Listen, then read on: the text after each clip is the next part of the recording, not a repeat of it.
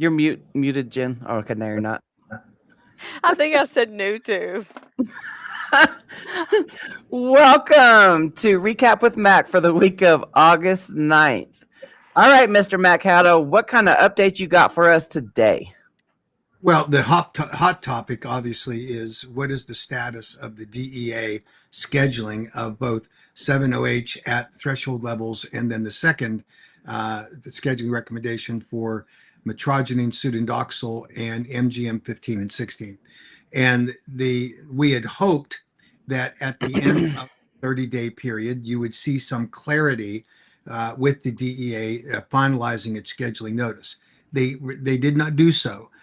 We suspect that they have been barraged with a lot of information, including from us, asking them to look at the scientific evidence that would justify also including a threshold level for metrogene sudendoxil, which does naturally occur.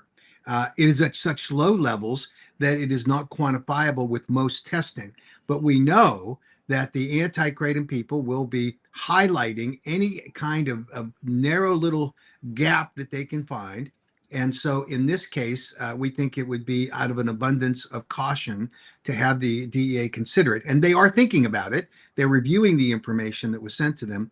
And we're hopeful that they will at least acknowledge that that's there. But if not, we have a backup plan to go to the Congress and have them clarify exactly what that standard should be so that there isn't any confusion.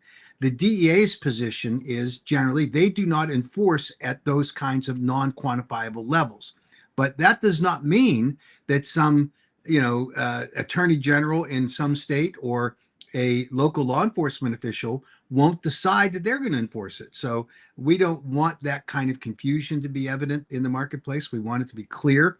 And we already know that the bad actors in the 7OH space, those bad actors that are defended consistently by the 7OH consumers as being, oh, these wonderful people, they're already manufacturing other products. There's one that came out today that I just got notice on for a 9OH product, thinking that they can skirt around what the rule is. And certainly the opportunity is there, but all they're doing is inviting more regulation. And the thing that's astounding to me is that we already know what the behaviors are of the Vince Sanders of the world and the 7-Ohms and all of those people. We know it because they are in the business of selling highly addictive, opioids. There's no question that when they chemically reformulate their products to become, dominant 7OH products, they've created an opioid chemically. So those people knew that when they went on the market, they didn't meet the standard for safety that's required. They knew it. In fact, Vince Sanders said, oh, we're letting our consumers be the human guinea pigs to decide whether it's safe. So how in the world anyone can justify that behavior? But now you have the 7OH consuming public that says, oh, we'll set that aside. Set that aside because we're now hooked on it. We're addicted on it. We're using it. So therefore, why are you trying to ban it?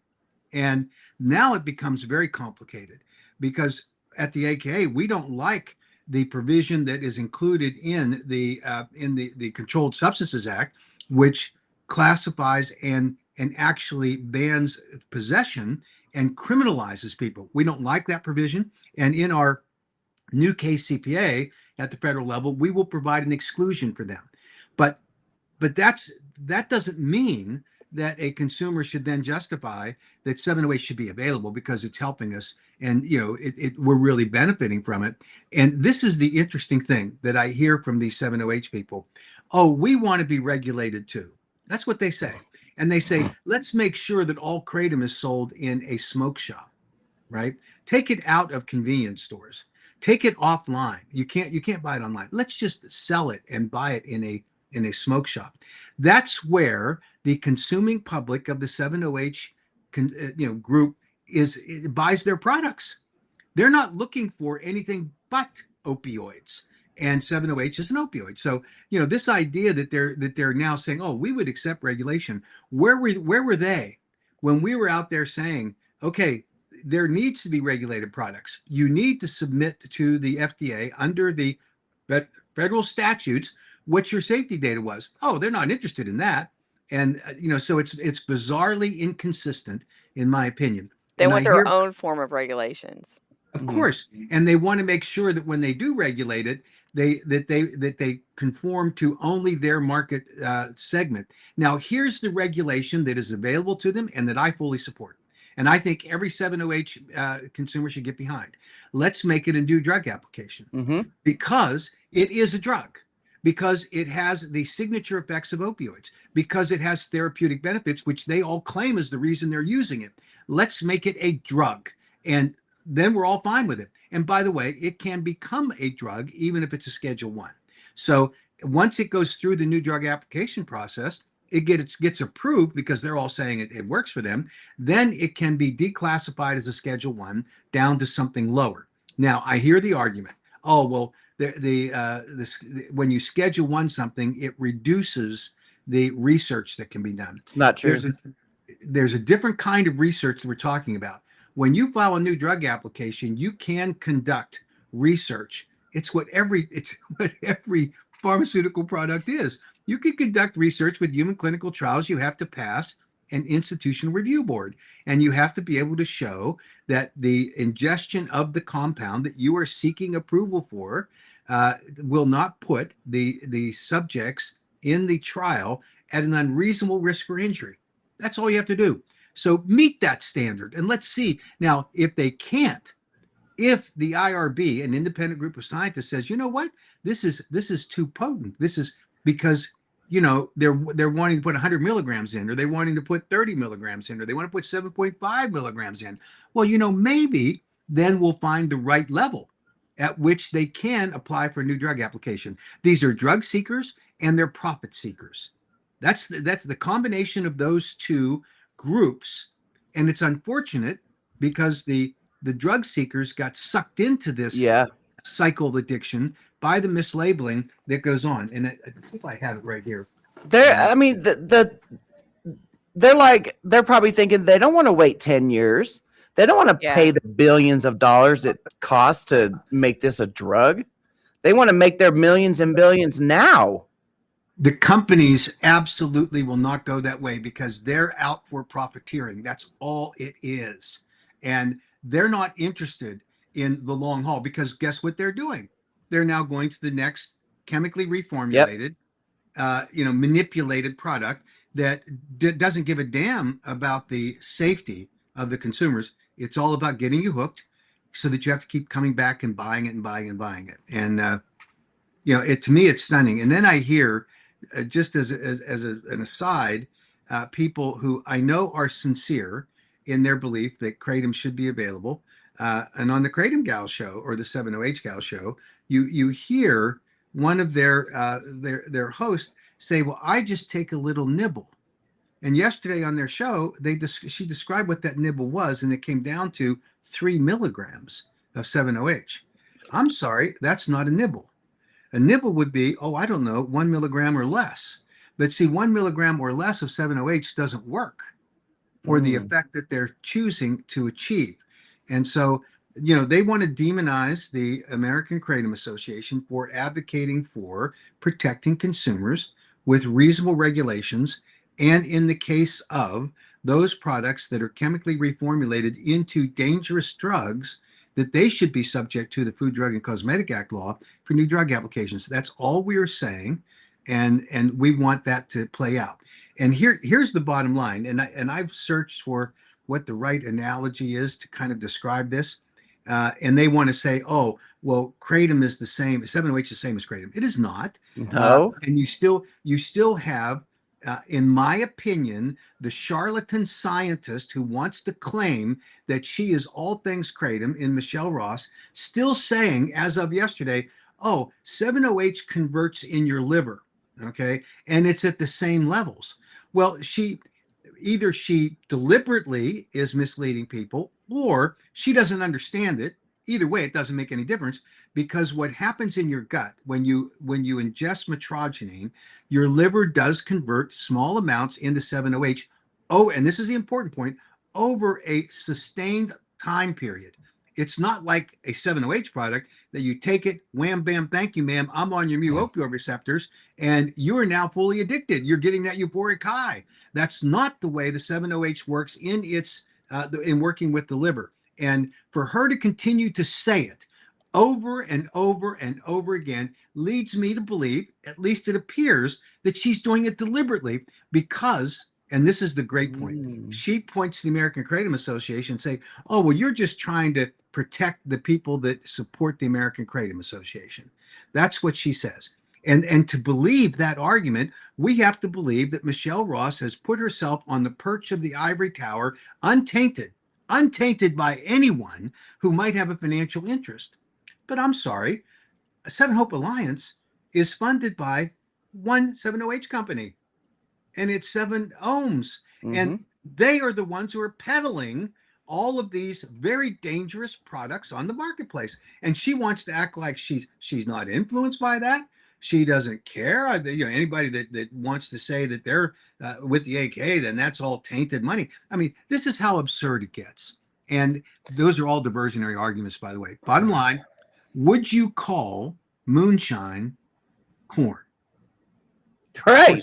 No. Of course not. I have a whole thing that I say whenever people want to say call 7-OH kratom. I'm like, you don't call grapes wine. You don't call vapes nicotine or tobacco. I got a whole thing that I say. Well, I'm glad you're doing that because we need to reduce it down so that people see it. Now, unfortunately, even when you put it down into those levels, the passion that the 7-OH community has, because they're now hooked on a chemically manipulated opioid and they want to continue to have access to it. I understand it. I get it, but it's just ridiculous. And to buy into the arguments that are being made by the likes of Michelle Ross, who already discredits herself with this nonsense about how the body, actually produces 7-OH from metrogeny without explaining the process in its entirety. She makes it sound like, oh, it's the same thing. It's not the same thing. And she's now pointing out to me, and by the way, the anti-kratom people are doing the same thing. They're saying Mac Haddo actually is saying and has said in the past that metrogeny and 7-hydroxymetrogeny are not schedulable. Oh, Yes, from I the said that. 2025 North Dakota thing. The 7-OHers are doing the same thing. So all of this argument is predicated on what we said, which was from the time that we started identifying the problem with 7-OH, we said that 7-OH in its naturally occurring form, as it occurs in trace amounts in the kratom plant material after it is dried and shipped to the United States, does not pose a safety threat. That is why the DEA has in their 7-OH rule that it is at a threshold level. They recognize that there is a trace amount of 7-OH. And when the analysis was made that constitutes the 8-factor analysis, what I was referring to was that in its trace amount in the naturally occurring plant material, it is not schedulable. Yeah, that's exactly right. And yet they want to make like, oh, Mac is, now he's flipped. It's a big inconsistency. That's like that. It reminds me of something like narcissistic people do, where they find something that's they know clearly has nothing to do with what they're trying to prove you wrong with from the past. And they're like, oh yeah, remember that time you said such and such, and it's just like you're obviously not coming with any type of new facts, science, nothing that's real. So you're just going to resort to that. Yeah, and of course, you hear people repeat these arguments from Michelle Ross. You hear people repeat the Seven Hope Alliance talking points, and I'm talking about Madeline Sklar and her group. They all repeat that. Now, that group, by the way, is a pro 7-OH group. They can yell and scream they're not. There's only a couple of their hosts that are actually on 7-OH. Well, I don't know. And then, bottom line. And I've got more to say about this, but bottom line is that Madeline Sklar will sit there and say, we're always open to honest and open discussion. No, she's not. If you disagree with her, you're not welcome. if you're a lobbyist, you're not welcome. If you're an advocate, you're not welcome. And I'm meaning me. I even was commenting on her comment thread. Not, I'd ask her to be on the show. She wouldn't let me do that because she's not open to any honest discussion. She is, and then she says, "But I'm not a consumer of 7OH. I don't promote 7OH." Then what in the hell was she doing on the Seven Hope Alliance podcast when they were trying to get people to submit, in some cases, false comments to the Assistant Secretary of Health? Well, she was promoting 7OH, and she says, "Oh, I'm not doing that. I'm just here. I'm this honest broker." She's less than, by any stretch of the imagination, in my opinion, being an honest broker. It is dishonest to claim that you are honest when, in fact, that she's promoting a product that is highly dangerous. And of course, she will segregate, isolate, and put off to the side any of the recognition that the real culprits here are those 7OH manufacturers who went on the market without following the rules that she's now saying, "Oh, we should all follow. Let's regulate." They had the opportunity to be regulated. They could have submitted to the FDA the new dietary ingredient notification prior to market entry that would have allowed them to do so. And by the way, when they did, after market introduction, everybody can go on the FDA website and see what the FDA's objections were to Vince Sanders' very ridiculous, in my opinion. Oh, what you're talking about? What Todd submission. brings up? What Todd's talking about? Yeah, the new dietary ingredient notification, the FDA rejected it because it wasn't just bad science. It was incomplete. It was misdirected, and it had nothing to do. It wasn't credible science. But again, they were just trying to play the game. This is who Madeline Sklar is defending. And she won't let me come on and talk about it. She'll invite all of those people. She'll invite the witch of the Seven Hope Alliance, and they can have a discussion about it. I mean, let's light a candle and let's say a prayer. I don't even understand this kind of nonsense. And yet she wants to sit there and say, and here's the great thing. She says, "Oh, we're really glad that MAC has drawn attention because it's increased the number of people." Guess who's there?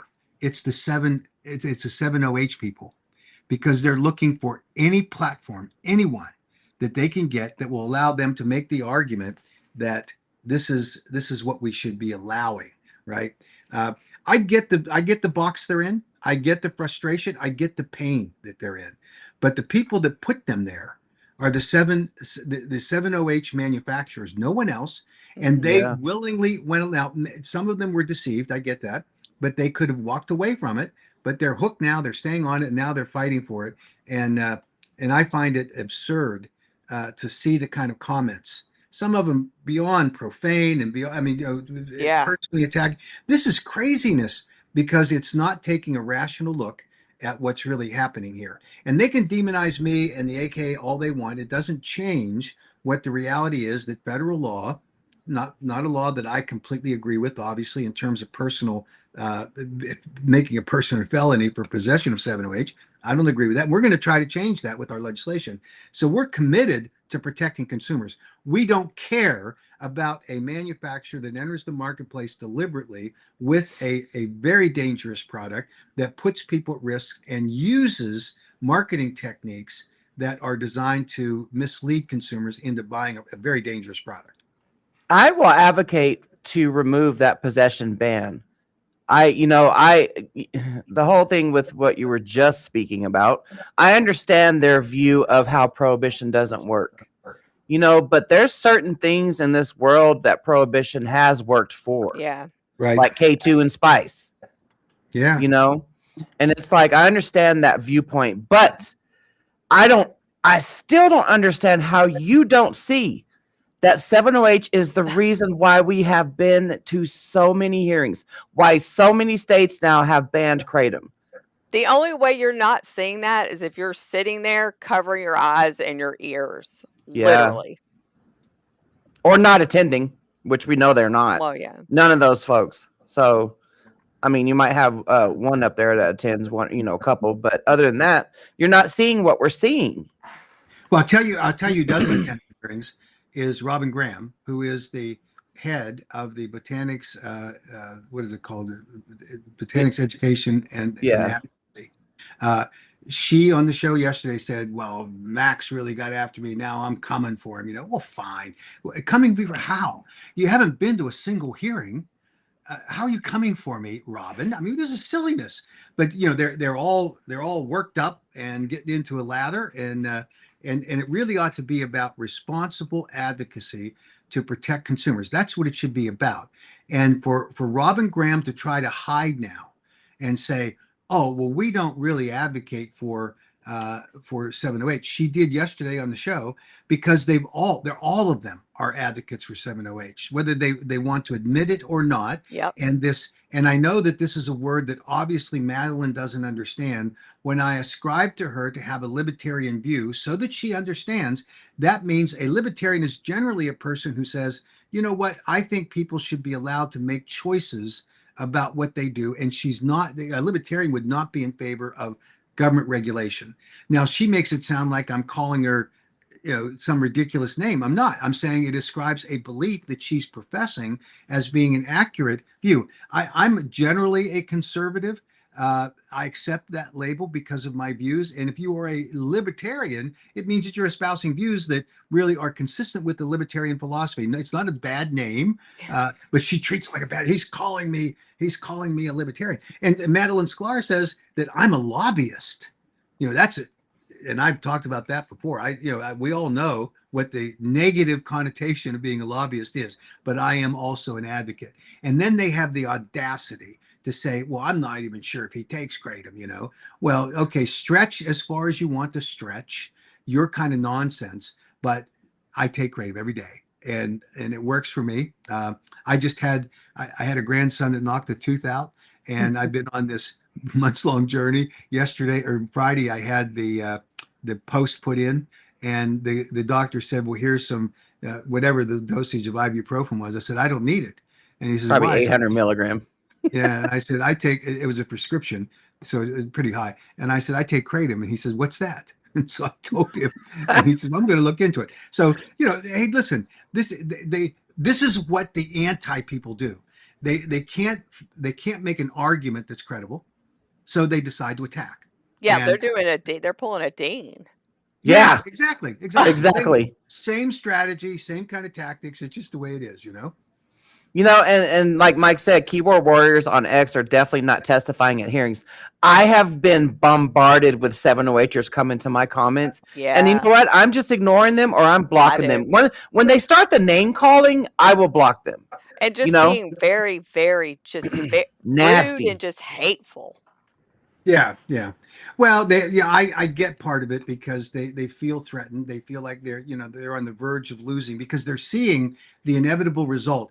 The way that prohibition does work, by the way, is that it says clearly to a manufacturer and a distributor that if you were involved in the commerce of distributing a scheduled product, you are going to get a felony slapped on you. So retailers, distributors, and some manufacturers are pulling out of this market. They've already started. And that's the smart play, by the way, because this is inevitable that you're going to see a 708 ban. But, again, we've already talked about how they'll just go to other things. But that's not a company that's committed to the 708 people that they hooked. Yep. That's just going to put you on even a worse product with more concentration of the compounds. So we just have to do the best we can here moving forward, and we are committed to that. So we'll see in the end how all of this plays out. But I expect that the DEA has no statutory deadline, by the way. They cannot publish before August 5th, and then it's open-ended. We think that what's happening is that they are taking seriously some of the comments that have been made about whether or not they need to recognize pseudodoxil as a trace amount at a threshold level. I think they're evaluating that, despite their argument that they're never going to enforce on that. Because that is a typically non-quantifiable level. We'll see. And then I think that they're looking at some comments on the 708 level that were submitted to the Assistant Secretary for Health comment period, which, by the way, on the official record says that they got over 600,000 comments. And what that resulted from was a AI bot that attacked it, whether by the 708 industry, don't know. Do you know that for sure yet? No, we don't know. But the HHS and the whole government has a tool to combat that. They will weed out all of those And automatic. anybody that thinks that can't be done is insane. Like that, Insane. anybody could do that. Like you just have to be a little tech savvy to figure out. Yeah, and Something once you like get once you get beyond those bots, then you look at the actual credible, the kinds of comments were made, and you look at them. And I looked through about 800 of them, and they were all just 7OH people saying, "Don't take it away from me." So I that saw was one that just said, "Don't do this." yeah. And I saw a couple that said, "Don't listen to Matt Caddo and the Yeah. AK," that kind of nonsense. So what the actual review of the comments will be only those comments that offer some kind of evidence and data that addresses specifically the threshold level of 708. That's all that they're going to consider. That'll take a little time given all the nonsense that got put into it. But this is just the way comments work. And I saw it was very interesting that that you had Dean Francis on his last podcast who said, and this is a really interesting thing, he recruited and made contact with a DEA agent who I think was based in Columbus, Ohio. And he said, maybe that was the FDA guy, but he had an FDA guy and a former DEA guy, and they're talking about Kratom. And he's from Tennessee. Yeah.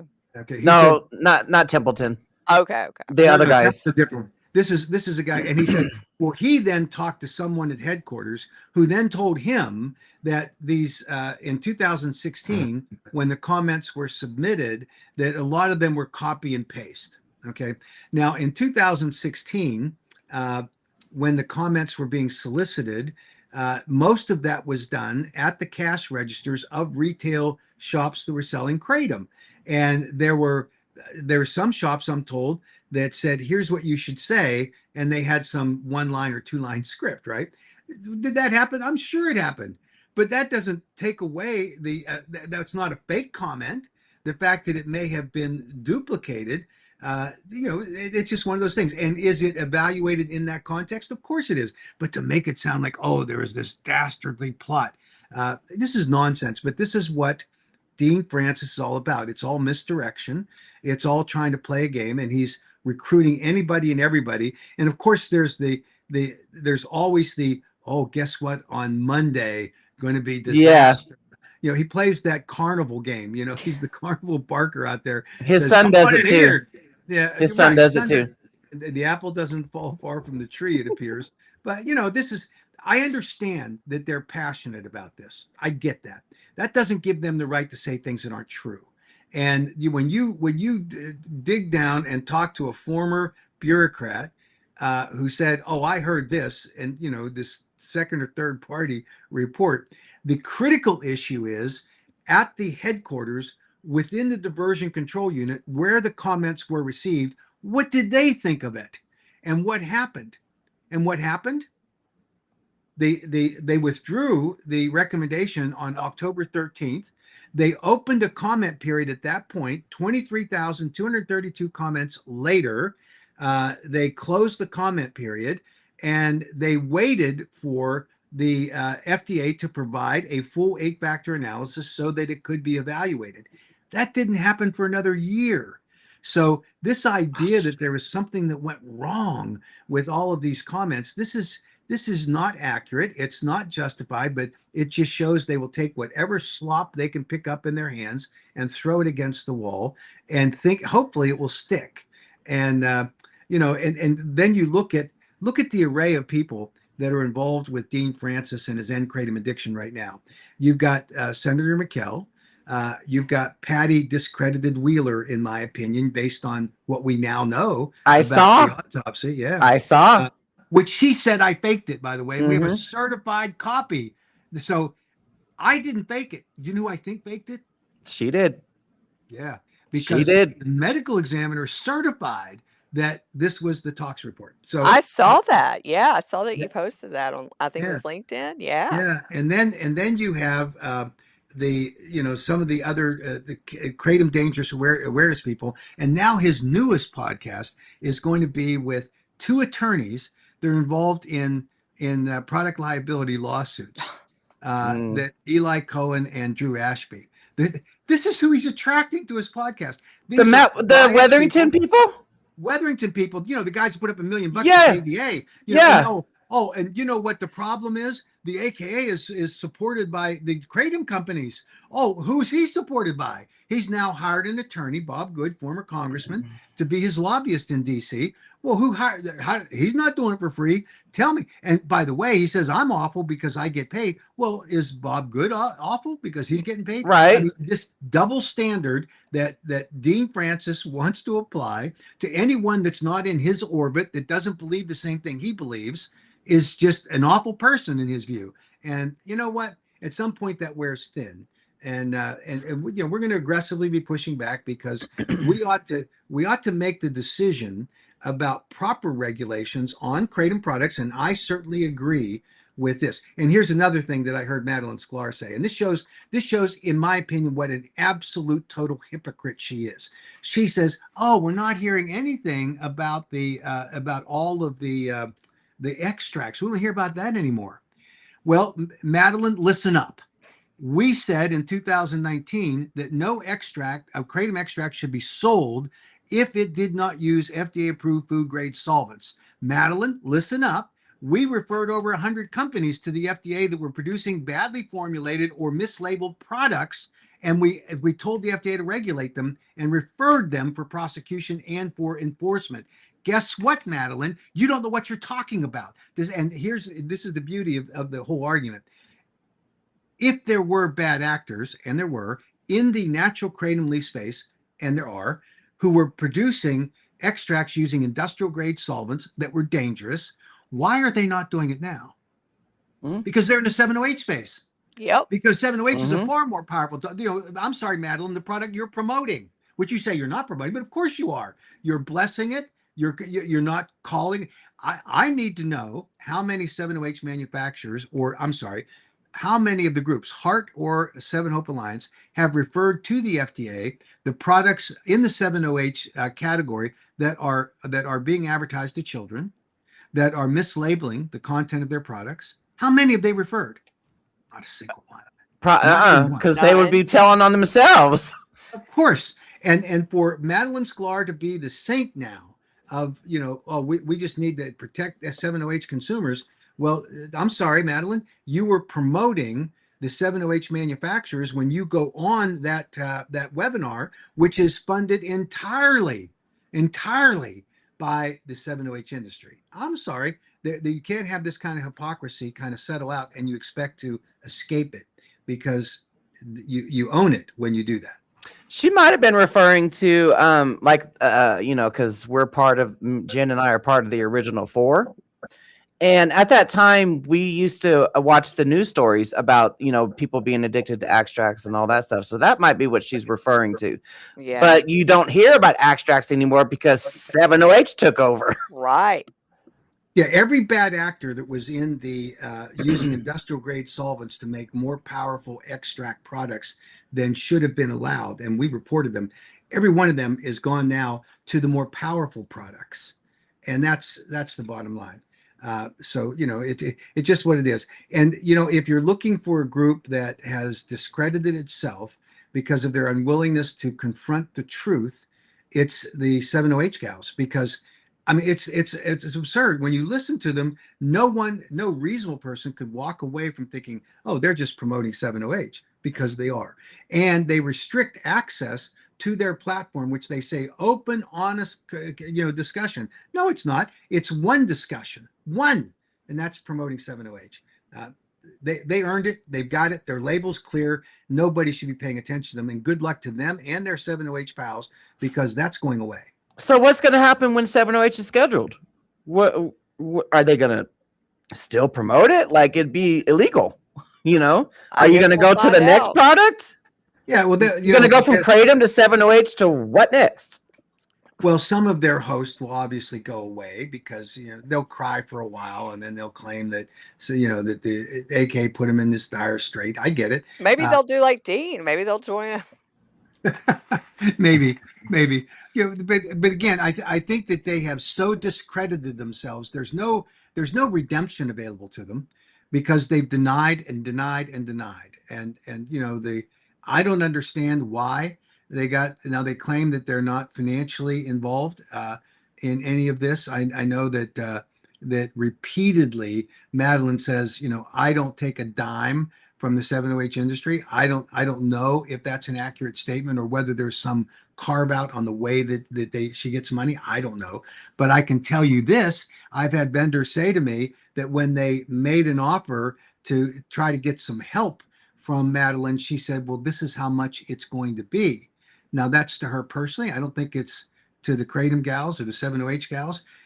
And if those reports are accurate, then I think there's more of a reckoning that needs to come down, because she certainly made a big deal about how you can't trust the AKA because they're funded by some of the industry people. And that's partially true, but not completely true, because we get a lot of funding from our consumers. And she completely exonerates the 7-OH community. Like Seven Hope Alliance is only and Heart are only comprised of experts and advocates that are doing it out of the goodness of their hearts. None of them are paid. No, they ain't. That's what. Of course not. Of course not. This is all the nonsense she peddles. Oh, and if you see so many of them talk about how much work they're doing behind the scenes, and I said it the other day, they're probably sitting around on a beach. Yeah. Sipping drinking champagne. Drinking their margaritas, probably rented a yacht, some jet skis, like. Well, and then I mentioned earlier, Robin Graham said that I'd crossed the line with her and she's ready to come out. Well, if she does anything more than she's done now, which would be going from 0 to maybe 1% of effort, I would welcome it, because she certainly hasn't been out there doing anything up to this point. And the fact that I might have motivated her to, I don't know, to borrow a phrase, get off her butt, to actually come and participate in some hearing, great. I'd love to hear her input. I'm not afraid of it. And if she says something that I don't agree with, as she could say if she didn't agree with something I've said, then we have a discussion about it. That's all. But this wagging your finger at me and saying, oh, well, he crossed the line on this and now I'm coming for him. Well, good luck, honey, because I don't care. I think I welcome these kinds of discussions, and I welcome in the public forum when people are actually allowed to talk. We do it. And the last thing I'll say about that group is that I invited them, and I've kept an open invitation that we can have a public webinar. I'm not afraid of that, but they don't want that. They want no parts of it, because they want to have their little insulated group of 7-OH advocates and some natural kratom people that are sort of hangers on to it. And they just want to have their little close community. Fine, let them do it. Fine with me. The amount of people that done crawled out of their rocks like cockroaches on my X account, the amount of 7-OHers that came and just like attacked you, Mac, and me, where have they been to advocate for kratom in all of these hearings? If all these, especially within this past year, I wonder how many bans could have been stopped if those cockroaches crawled out at that time to go advocate at those hearings. They say they advocate for kratom. Where do you advocate for kratom? They argue on social media is what they do.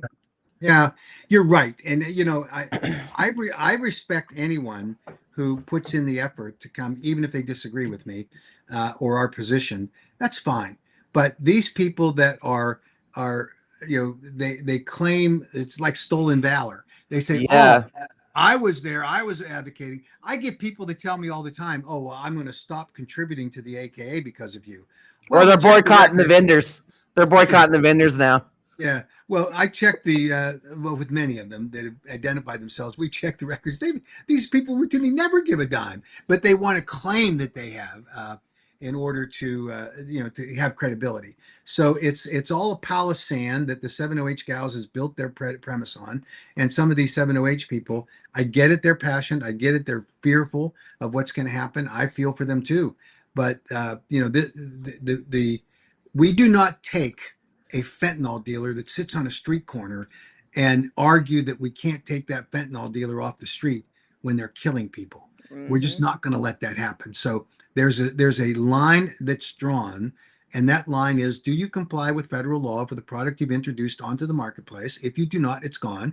And do you comply with federal law about the introduction of an unsafe product that is harming people? If you've done that, done with you. So that's the level of regulation that's being implemented through the Controlled Substances Act, which again, not a perfect law, but it will at least clean out the marketplace, and then we'll have to deal with what the aftermath of these charlatans who came on the marketplace with their dangerous products, who have left people in the lurch because they are making these 100 milligram, 200 milligram, 300 milligram products Yep. that people are ingesting. It's beyond. And belief. when people comment on my media, on my social media, saying that it's the AKA's fault, that they're the ones who brought the attention to it by paying millions of dollars to go after all this stuff, right? And I'm like, no, the AKA is doing damage control. Right. Us Absolutely. advocates are doing damage control. It I has can't just They tell- were just gonna sit around on, and going how it was going. Nobody was ever gonna do anything. Is insane. I mean, it's asinine to think that nothing was ever gonna be done. I can't tell you the number of legislators that I've had personal conversations with who think kratom is 7-OH. Mm-hmm. yeah. And they and everything, no matter how much information gets put out there, they're not focused on it. They just hear the overall talking point. Yeah. Oh, it's the same thing. And then you had the governor of North Dakota say, well, you wouldn't have the synthetics if you didn't have the natural kratom leaf product. What in the world are we talking about? I mean, okay, the FDA bans concentrated caffeine. Do we take coffee off the market that has caffeine in it? No, it's responsible regulation. But we've sort of gotten into this crazy world that was built, constructed, and infused into this debate by the 7-OH manufacturers, who didn't care about consumer safety. They cared only about making a buck. Fast as they could get you hooked, they wanted to do it. They wanted you coming back and buying their products over and over again. And at the end of the day, they are responsible for where we are, not the kratom plant that happens to contain a threshold amount of 7-OH, and not your liver, because it converts into low levels, and your body that does it over time. I mean, all of this is like a crazy Willy Wonka world that's been created by the likes of charlatans, in my opinion. Michelle Ross. I mean, she has contributed massively to the disinformation campaign in the 7-OH community. And there are others in the Seven Hope Alliance and the Heart Group that have done the very same thing. And if they want to look at who the perpetrators are of all of this disinformation, it's Vince Sanders, it's Mr. Beckham was with Outpost Brands, it's Matt Schwerman. And this is another thing that I find fascinating, is that the 7-OH people have leaped, and the anti-kratom people have leaped on the New York Times story that was done about the political donations made by the Botanics founder J.W. Ross, and by Ryan Nidell from Mid45. And now it is evidenced in the Ron Wyden letter to both HHS Secretary Kennedy and to the Botanic Tonics founder, and they also has a vape person they're interested in. But all of that, everybody looks at and says, oh my goodness, look at the political corruption, because person X gave this amount of money in order to have a seat at the table. Yes. And you know what? I told the New York Times reporter, I gave her the evidence that Matt Schwerman gave $500,000, and there was more money, that up to over $1 million. And look at the amount of money that was infused into the Washington, D.C. Television market, with the persistent ads that had jets flying over an American flag and thanking President Trump for supporting 7-OH, which, by the way, is based on it has pounded this market, and they've been doing it for a month now. And all of it was based on the misstatement the president made in the Oval Office on his addiction recovery initiative and his executive order, where he said, I'm all for getting natural 7-OH approved, which they leaped on. But my point is, they spent millions of dollars on that, and yet for the New York Times to exclude that. Now, I can tell you why, if anyone wants to know. Why did that reporter exclude that information? It doesn't fit their narrative. Right. The New York Times hates the Trump administration. Yeah. Senator Wyden hates the Trump administration. This is part of a much broader effort that, after the midterm elections, assuming that the Democrats win control of the House of Representatives, which they think they will, this is going to be 2 years of impeachment trials. And they're building the evidence against Donald Trump. Well, you know what? That shouldn't even be a part of this discussion. The discussion should be, is 7-OH safe or not? It's not. So take it off the market. Fine, Right. let's do that. Let's find a way to properly regulate kratom products in the marketplace. Let's do that. Let's protect Politics. consumers. But all of the rest of this is just a bunch of folder off. I've been in politics for 50 years. I have seen repeatedly the infusion of money, much to my frustration most of the time. Yeah. That you can't get through to get your story told because people are doing it. In our system, it works. It's legal, by the way, and it works. I can tell you that I had an issue that I wanted to have presented in the Oval Office on behalf of a client when Obama was in office. And the word that we got back was, you need to contact so-and-so, and it will cost you $50,000 for that meeting. And it was part of the Chicago mafia, the political mafia. I mean, that's just the way the process worked. And I think that the reality that we face today is that the system that was being described by the New York Times and by some of the articles that republished it, and now by the 7-OH people, it's just craziness. And I think that the bottom line is that we need to go back to what actually is the foundation of this argument. Is kratom in its natural form safe for human consumption, and is it schedulable? The answer to the first is yes, it is. That's been proven by science. And two, is it schedulable? The answer is no, in its natural occurring forms. It's hell no. Trace, right, hell no, exactly. and it's really interesting. Someone who I think is a part of the Dean Francis team called me up and tried to get into a confrontational discussion about how I was mischaracterizing the FDA dose finding study and saying, oh, well, that was just a very small study and it really wasn't a safety study. I mean, just the ridiculous narrative. There's no question that it was a small study. It was designed to determine whether or not kratom was safe for human consumption in order to allow for a human abuse potential study, which is now going on right now. So in order to do that, the law says you cannot expose a participant in a study trial to an unsafe condition of participating in the trial with the compound that's being tested. So it is a critically important premise to go through and find that safety data, and it is a valid, scientifically recognized process. The same thing has happened with the new NIH study that was announced on June 1st, where they're looking at purified metrogenine, meaning pharmaceutical grade compound. Can it be effective in the use to combat opioid use disorder? And the answer to that is it might be. But it had to go through an institutional review board to do the same kind of safety analysis that was done in the dose finding study, and yet they all want to dismiss it. I'll tell you what it was not. It was not a full-blown human clinical trial used for the justification for a pharmaceutical product. That cost millions. It is something that you have to have a lot of SWAT behind in terms of financial support and risk-based capital for a drug. Now that's appropriate for 7-OH. It's not appropriate for natural kratom. So that is the bottom line. And these people that try to hijack this whole process and say, oh, that was just a very small trial. That small trial led to the clearance for human abuse potential trial. That small trial led the FDA internal group of the career scientists to say, whoops, Yeah. whoops.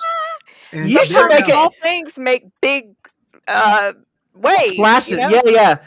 You should make an infograph. You should do a timeline, a chronological infograph about that. I'm going to have someone help me with that, because here's a confession I'm going to make for all the 7-OH people and all of the anti-kratom people. I am stupid about making infograpphs, but I'm going to try. And I'm going to see what I can come up with. I'm going to get some help. I've got some really good people that could do that kind of thing that could help me. So, Well, the Brandon Clark one you did was amazing, I thought. Yeah. wasn't it? Yeah. Yeah. I like Did that. you do that one? Yes, I was so proud. Well, So you're not stupid. I got some. Help. No. I was smart enough to get help, but I was stupid if I tried to do it on my own. Okay. That was a good You know infograph. what Dean Francis is going to say, or Cameron, they're going to say tomorrow, Mac had to admit he was stupid. Yeah, I am. Find That's out what more they on do. Tuesday. Yeah, That's find what out Yeah, more on yeah, Tuesday. yeah. The AK will come crashing TikTok, down with a stupid award as Tuesday on Tuesday. I mean, these carnival TikTok, barkers.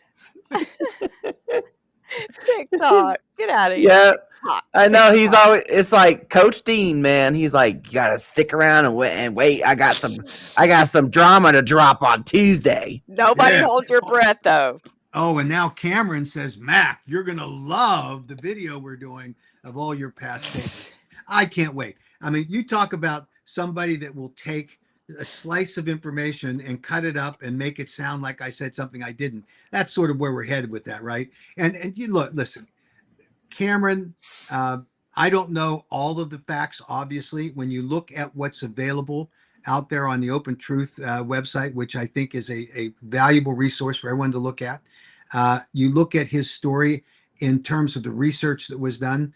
What is true, what is absolutely true, is that his father, Dean Francis, in December of 2025, immediately prior to the Virginia legislative session, and I'm paraphrasing, I get the exact quote, said that the reason the Kratom industry hates my son's story is because it's only about natural kratom leaf products and not the extracts or the synthetics. That's what he said. And now we find out, oh, wait a minute, that wasn't true. It wasn't true. It's not that it was, oh, maybe I missed the little point. It was fundamentally not true because Cameron's journey involved the consumption of multiple other substances, including alcohol. And there's a dispute, in at least in Cameron's mind, if he could even remember what came first. He claims it was kratom that led him as the gateway to alcohol. Well, that's not supported by any science I've seen. It's That's not what I remember. I remember him taking kratom so that he wouldn't drink at the At college frat parties. Yeah. So it's all kinds of confusion about this. And then Cameron says, well, of course it evolved for me. It evolved. And so I went to extracts and then I went to 7-OH. What? I mean, that's not what his father said. That's not what he said. And that's in December of 2025. And it is not what he said at the congressional or the legislative hearings in Virginia. It's not. And yet he sits there and says with a straight face, oh, well, my story evolved. Well, guess what didn't evolve? Your father's statement, which was untrue. And is it true today that statement was untrue? Of course it is, but they're trying to excuse it, and that was the premise for their fight before the Virginia legislature. And I'm telling you, it is absolutely wrong to do what they did. Yeah. There's not even a question about it. And I've got the picture of the ceremonial signing of the kratom bill that was not a ban. Wasn't the demise of the kratom industry in Virginia the way it was promised by Dean Cameron.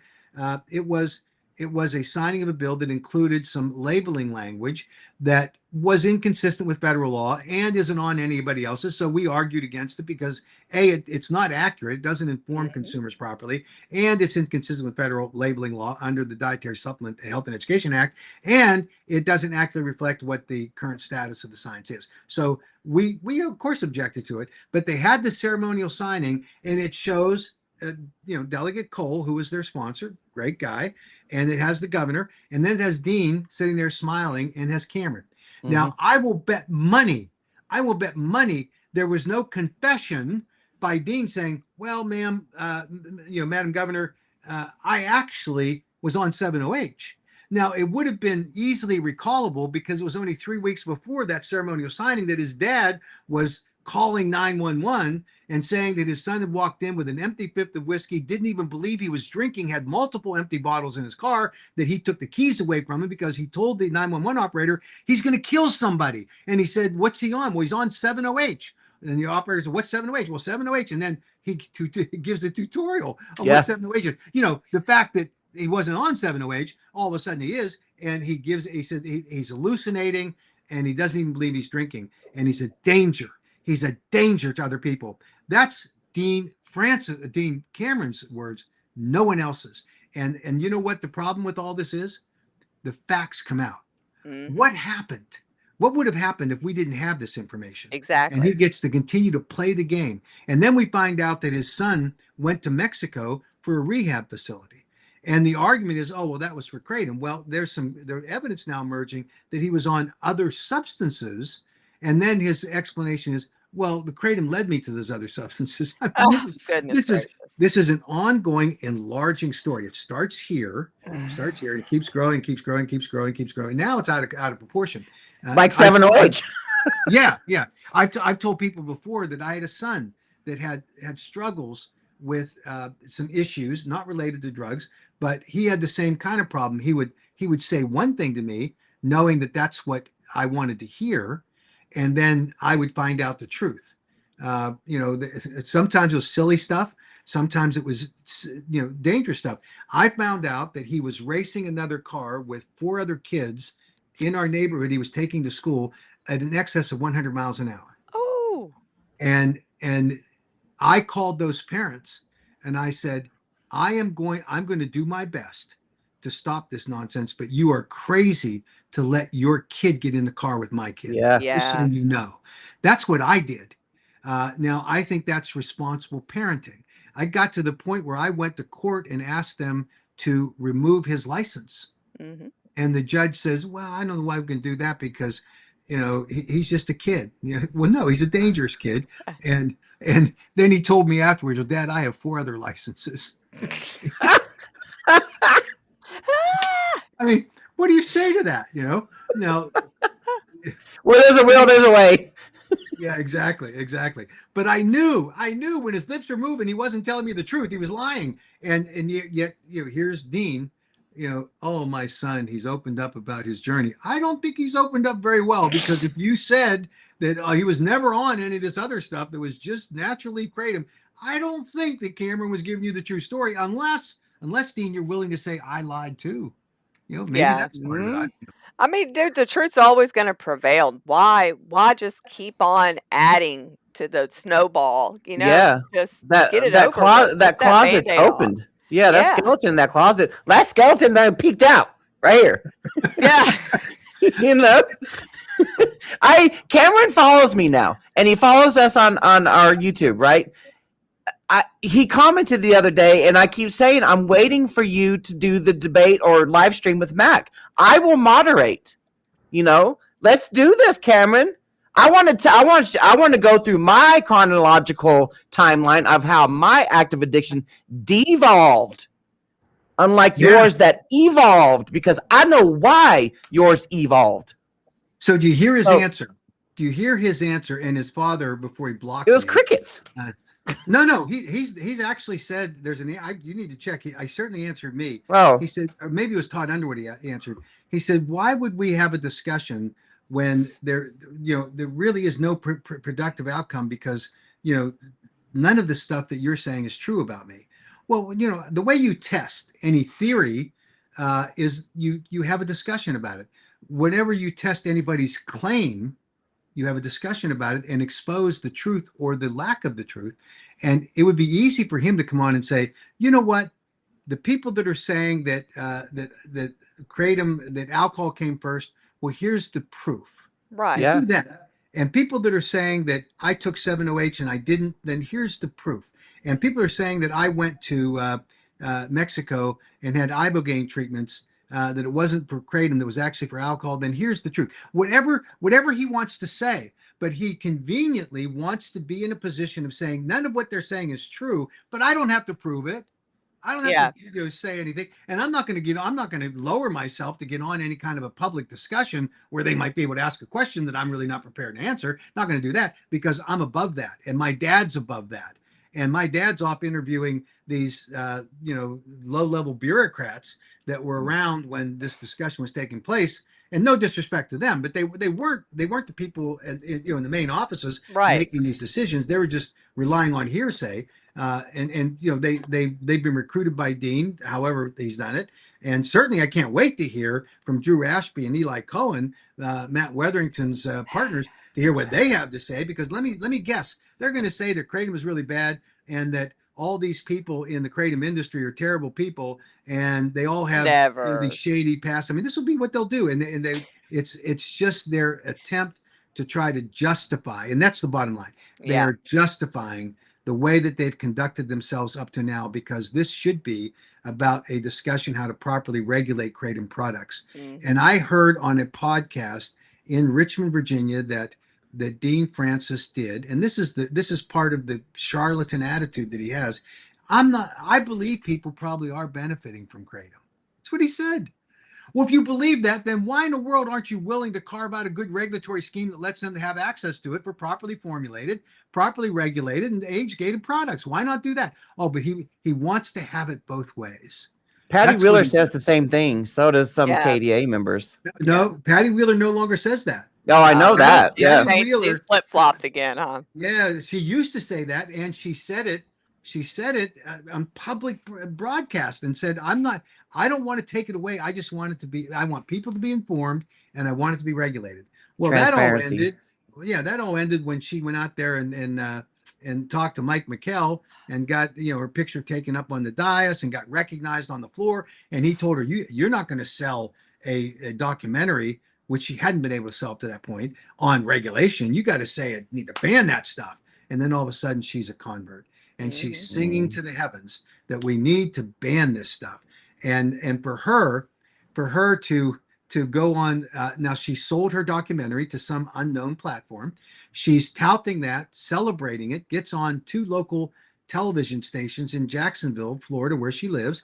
I talked to one reporter, very reasonable reporter. She said, "Hey, send me the stuff. I'm glad to look at this. I don't know the truth of the matter one way or another." Then I talked to the second reporter, this gentleman, who in my 50 years in working in public policy and having hundreds and hundreds of conversations with reporters, I've never quite met someone like this. And he's yelling at me on the phone about, how could I dare contradict what this woman is saying about her son who died from Kratom?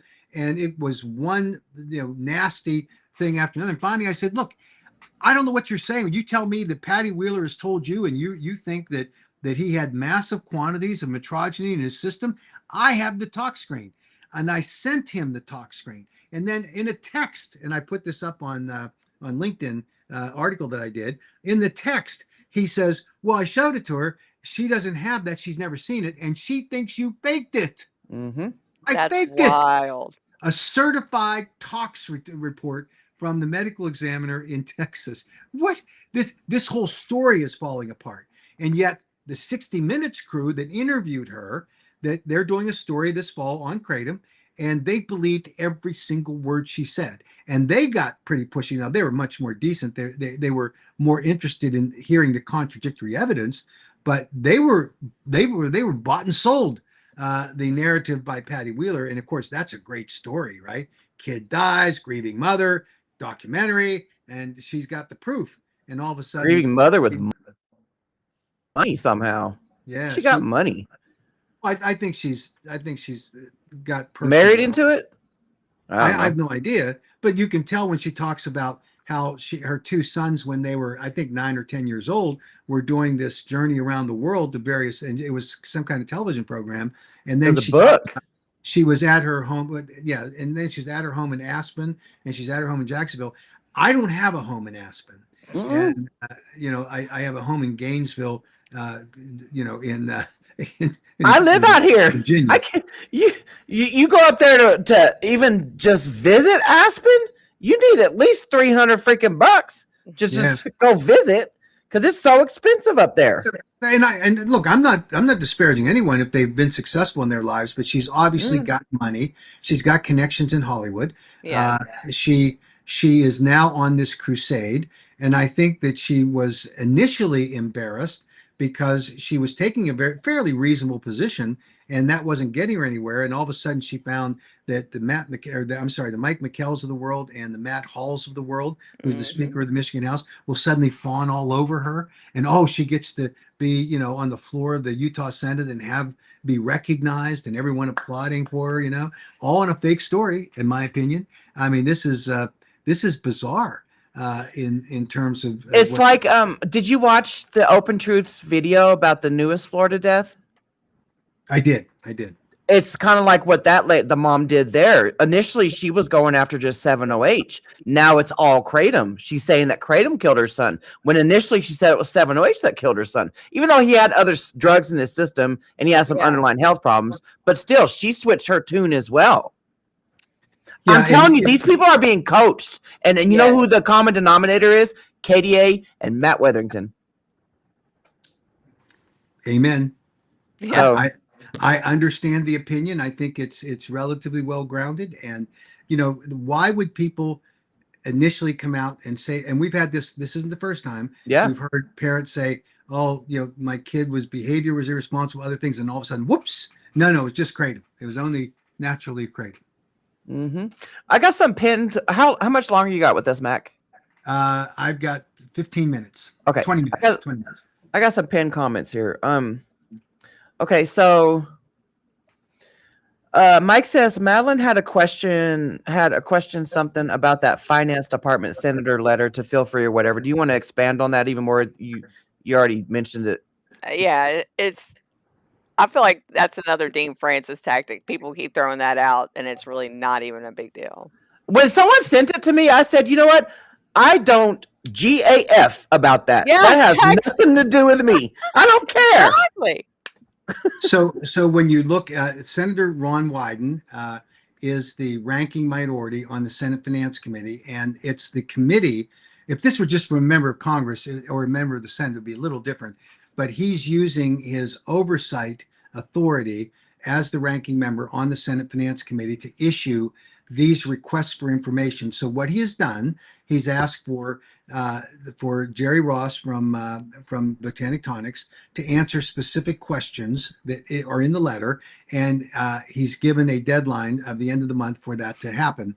And then he's asked for Secretary Kennedy to do the same thing. And then on a separate vaping issue, he's asking for the president of the company, who gave substantial amount of money to the MAGA PAC and to some other fundraising groups, and wanting him to answer questions. So those are all within the scope of the authority of his office as the ranking member of the Senate Finance Committee. Based on what he receives back, he will then determine whether he can go to the committee chair and ask for a full oversight hearing. So this is in the investigation phase.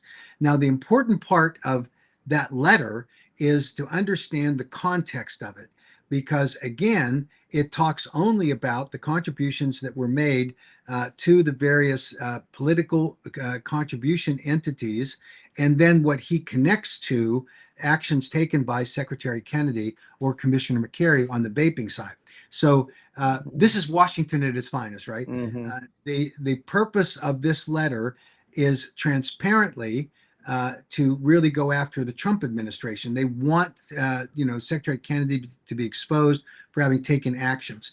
Now, he does not ask, Senator Wyden does not ask for any information from the 7OH people, which tells me that the guidance that he's being provided here is really being led by the anti-kratom forces in the form of Dean Francis or whatever, and they've fed them a bunch of information. Again, they're right to do so.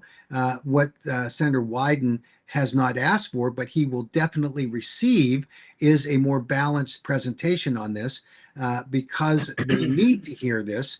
And the reality is that it does not matter, in my opinion, because I've seen it happen thousands of times here in Washington. Someone shows up, check in hand, attends a fundraising event, gets to meet with a public official, whether it's a member of the Senate. Well, let's say hypothetically it's Senator Wyden, who has received millions of dollars, or at least over $1 million, from Big Pharma. It doesn't mean that when Ron Wyden cast his vote that he's somehow a whore for the pharma industry. It means that they support the policies that he believes in.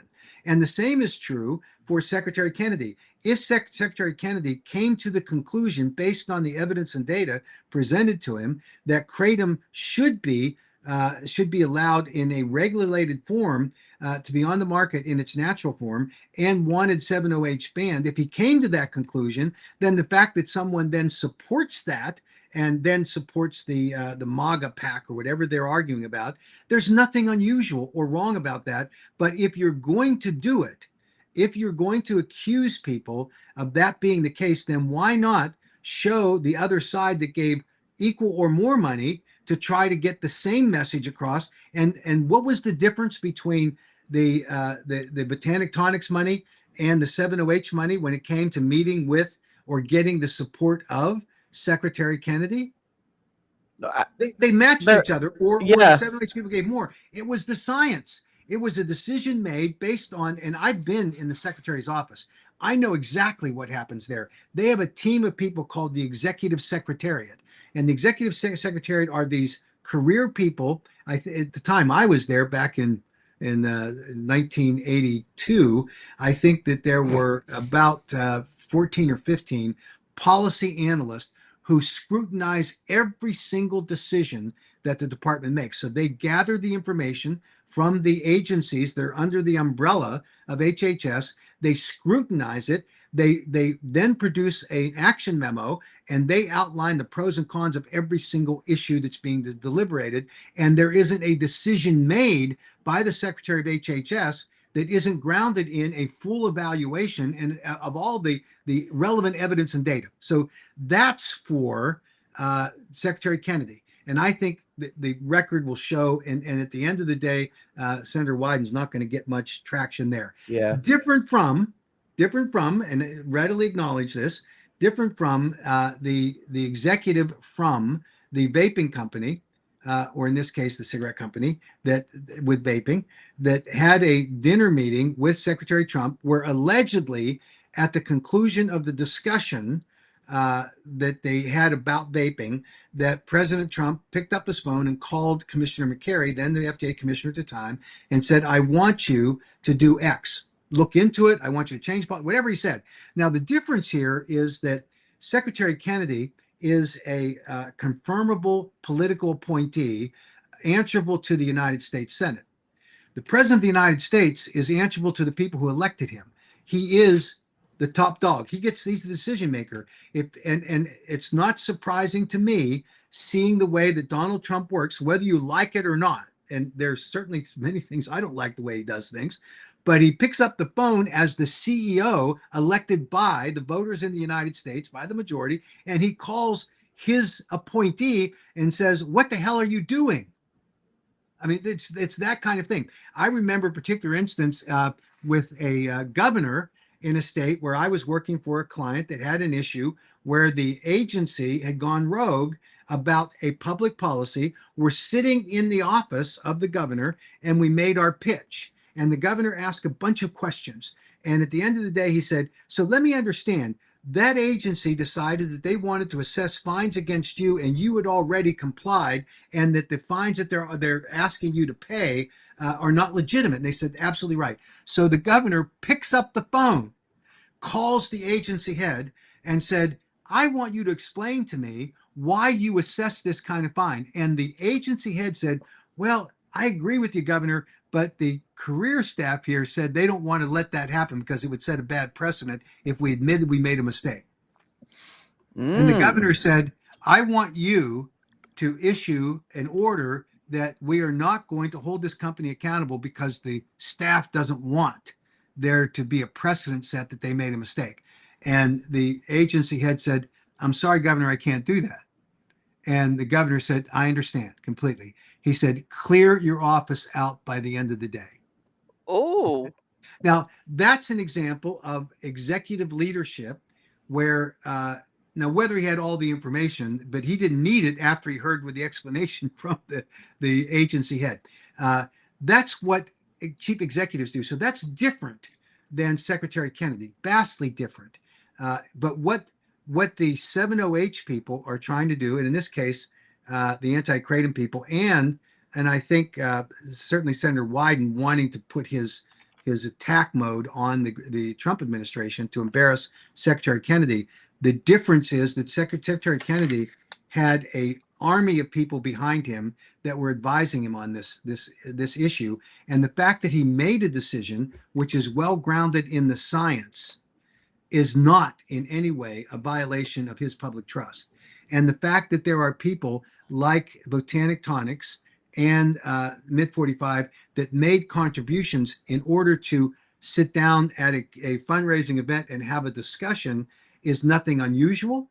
And the 7OH people are doing the same thing. And the fact that when they balanced it, the kratom, natural kratom leaf products came out on top, nothing wrong with that. And nothing that Secretary Kennedy did after that was in any way did anything that would have violated his public trust. So this is a lot of a lot of falderah that's all politically based. And Mhm. I find it almost entertaining to hear the wailing that goes on and say, "Oh, look how terrible this was." Well, I my know. God, where have you been? Put your head's been in the sand, because Mhm. this is the way politics works in Washington Yep. D.C. and just the way life is, you know. And there have been the way that Congress appropriately regulates is that I've seen in my 50 years in working in the government relations arena. That's a lobbyist, fancy word, in lobbying, that there have been changes in lobbying rules, and it has been much more difficult in order to actually get your message across. It used to be that you could take a member of Congress to lunch or dinner or breakfast, and you could have a conversation with him, and you could pay for the meal, right? He had to report it, or she. I mean, that was just the way it was. Now you can't do that. You should be go out and you can invite them to play golf, and you can't do that. That's like Now, the farmer reps. yeah, and I remember at a charity event out in Idaho at we had a practice golf round, and I was sitting in the golf court, and they just randomly assign somebody to come and play with you, right? And this guy sits next to me, and he says, "I've been assigned to play with you. Is that okay?" I said, "Sure." And I start driving down to the first hole, and he introduces himself, and his name was Tom DeLay, who was at the time the majority leader in the House of Representatives. Oh my And gosh. we struck up this strong friendship, all because we were sitting next to each other on a golf cart and played a round of golf. And he became a very good friend of mine for years. Now that relationship developed. Was there anything improper about the relationship? The fact he got randomly? No, there wasn't. He was at a charity golf event, and it was for ALS research or something, and we developed that relationship. That kind of thing is gone largely from Washington today. But it's the way things get done. And Jim Clyburn, you guys, I'm going to show you his picture just a minute. Okay. Yeah, I just think it's crazy when people try and bring that kind of stuff up. Like, it's just, Yeah. come on. So this is me when I was much younger. Can you see it? Do you have a Oh mug? yeah, dude. So this is Jim Clyburn, who is a Democrat representative from South Carolina. He has an annual fundraising event. It's a golf tournament, and he uses the proceeds from that golf tournament to fund laptop computers for underprivileged kids graduating from high school as they're going to college. Great charity. Love And that. and just by happenstance, they have a couple of dinners during this tournament. It's over a 2-day period. And I'm sitting at the same table with Jim Clyburn, and we're all going around the table introducing ourselves. And now Jim Clyburn was the majority leader of the House of Representatives at the time, right? So he's got a very influential position.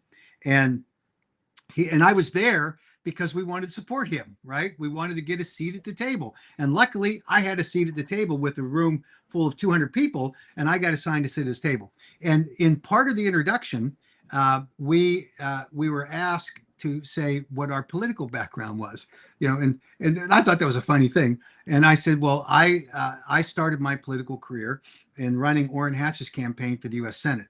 And Jim Clyburn slapped his hand on the table. He goes, "You what?" And I thought, well, this is a Democrat Republican kind of thing. And I started to say, maybe I shouldn't have said it. And he said, "I do not like Orrin Hatch." And I said, that surprised me because Orrin Hatch was kind of a bipartisan guy. I mean, he was a conservative, obviously fought for the things he believed in, but he reached across the aisle and worked with people on the Democratic side all the time. One of his best friends in the world was Ted Kennedy. So I said to Congressman Clyburn, I said, well, why? And he said, I have a bill that I've been trying to get passed for, I think it was 4 or 5 years, that benefits the Low Country, which is the area in South Carolina. He said this is his description. He said it was a rat shit issue, but it's important to me. He said it's very important to me and my constituents. He said, and Orrin Hatch holds me up all of the time. I said, what do you mean he holds you up? Well, he blocks it. He won't even let it come to a vote in the committee. I said, well, that's surprising to me. He said, well, you need to tell him he needs to fix it. And I said, okay, Congressman, I'll do that. He goes, when are you going to do it? And I said, well, when I see him next. He goes, why don't you go call him now? What? So now he's testing me. Do I really have a relationship with Hatch or not, right? And so I said, excuse me, I'll go do that. So I walked outside. This is a big tent. I walked outside and I called Senator Hatch and I said, Orrin, do you have any idea what Clyburn's talking about? And Orrin said, no, I have no idea. What do you mean I'm holding this up? Of course, this is all staff work, right? Yeah. Somebody on Hatch's staff was blocking this bill for whatever reason, and I don't know. And certainly Hatch didn't know. And I said, well, let me see if I can get Clyburn to come out and let him describe it to you. So I walked back in. I've got my cell phone, and Clyburn's sitting there. I said, well, I've got Senator Hatch on the phone. He'd like to talk to you. And Clyburn said, you what? He goes, you were able to get a hold of him? I said, yeah. And he goes, well, I couldn't get a hold of him. I tried him all kinds of times. I said, well, I did. And I handed him the phone, and they had a conversation. And 2 days later, that bill passed the United States Senate. Okay. And Clyburn called me his favorite Republican in the world. Now, I know he was just making that up, but it shows you that sometimes things can happen. But for the fact that I had paid to be a participant in a fundraising event in South Carolina where that happened, right? Was there anything nefarious about it? No. Did I represent Congressman Clyburn? No, I did not. It was just a sidebar issue that was important to him that had gotten hung up because of the bureaucratic chicanery that goes on. What year was this? Legislative offices. 80. This would have been, I'm guessing, in early 2000s. Okay. Oh, okay. I think So I was just gonna say. So was this the time when cell phones were in briefcases? No. That was in the early 80s when that was going on. They were more sophisticated, but I do have a confession though. I always thought that picture behind you was a picture of Gary Busey. I didn't know it was you. It does look similar to Gary Busey. Heidi said she'd always wondered. I always wondered who was in that picture. So now we know. That was a great story too. Thank you, Mac. Heck yeah. No, and to this day, when I see Congressman Clyburn, we have a good laugh. I mean, he's a great guy. Now, there isn't much that I think that he believes in that is good for America, and there's not much where he thinks just the flip side, right? But he's a good guy. And what we have lost too often in politics today, unfortunately, is there's not that kind of civility that goes on, right? And Jim Clyburn's of that era, and Hatch was too. To do that, but that's just one example. So but full circle, coming back to it, this idea that because someone gave some amount of money and now the numbers are higher, back in the day with Obama was 50,000, now it's what it is. I mean, $500,000 to just sit down and have a conversation about these things does not mean that you bought influence. It does not mean that you bought a decision. It does not mean that your money supersedes science. And I can tell you that knowing the infrastructure at HHS, that ain't happening with any kind of a discussion that Secretary Kennedy was going to have on any issue. It had to be driven by the science. And that's what did the deed there, not a contribution from anybody, because that's just the competitive marketplace. What it does do, I'll tell you, it absolutely does. It gives you a seat at the table at a fundraising event where you can shake hands with, get a picture with, a official, and even make your case. But I guarantee you that nothing has happened out of HHS until they vetted it properly through a dozen or more analysts, and then you have the sieve coming up above that of the people that are supervising this, and this includes consultations in this case with the FDA commissioner, with the chief of staff, with the deputy commissioner, deputy secretary. All of those things happen because it's not just the Wild West the way it was portrayed. Okay, well, we do have a couple of questions. I know Milo, advocacy Milo questions. wanted to know about the two people want to know about the kratom ban in Kentucky. I know it's supposed to be July of 2020. July 1st, 2027. July 1st, 2027. I know it's confusing because if you Google it and it comes up and it says that it's January 1st. That was amended.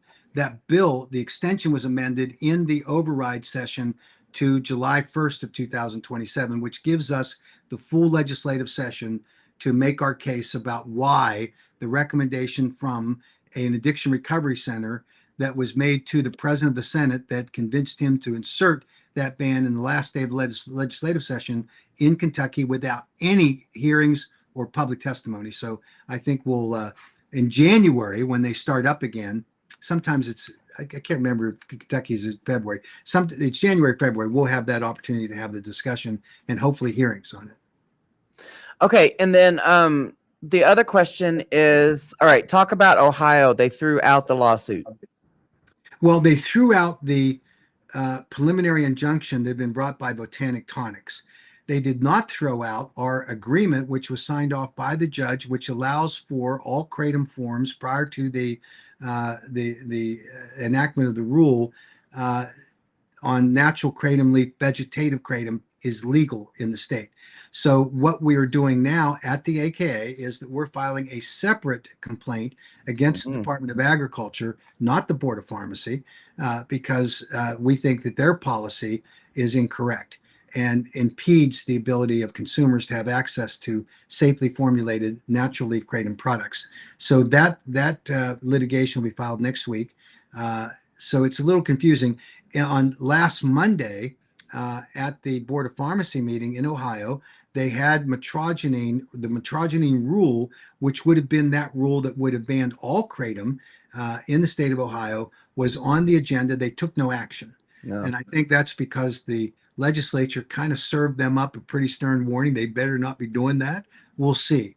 But that's the story on Ohio. I know this is confusing. It's like what we're seeing in Florida.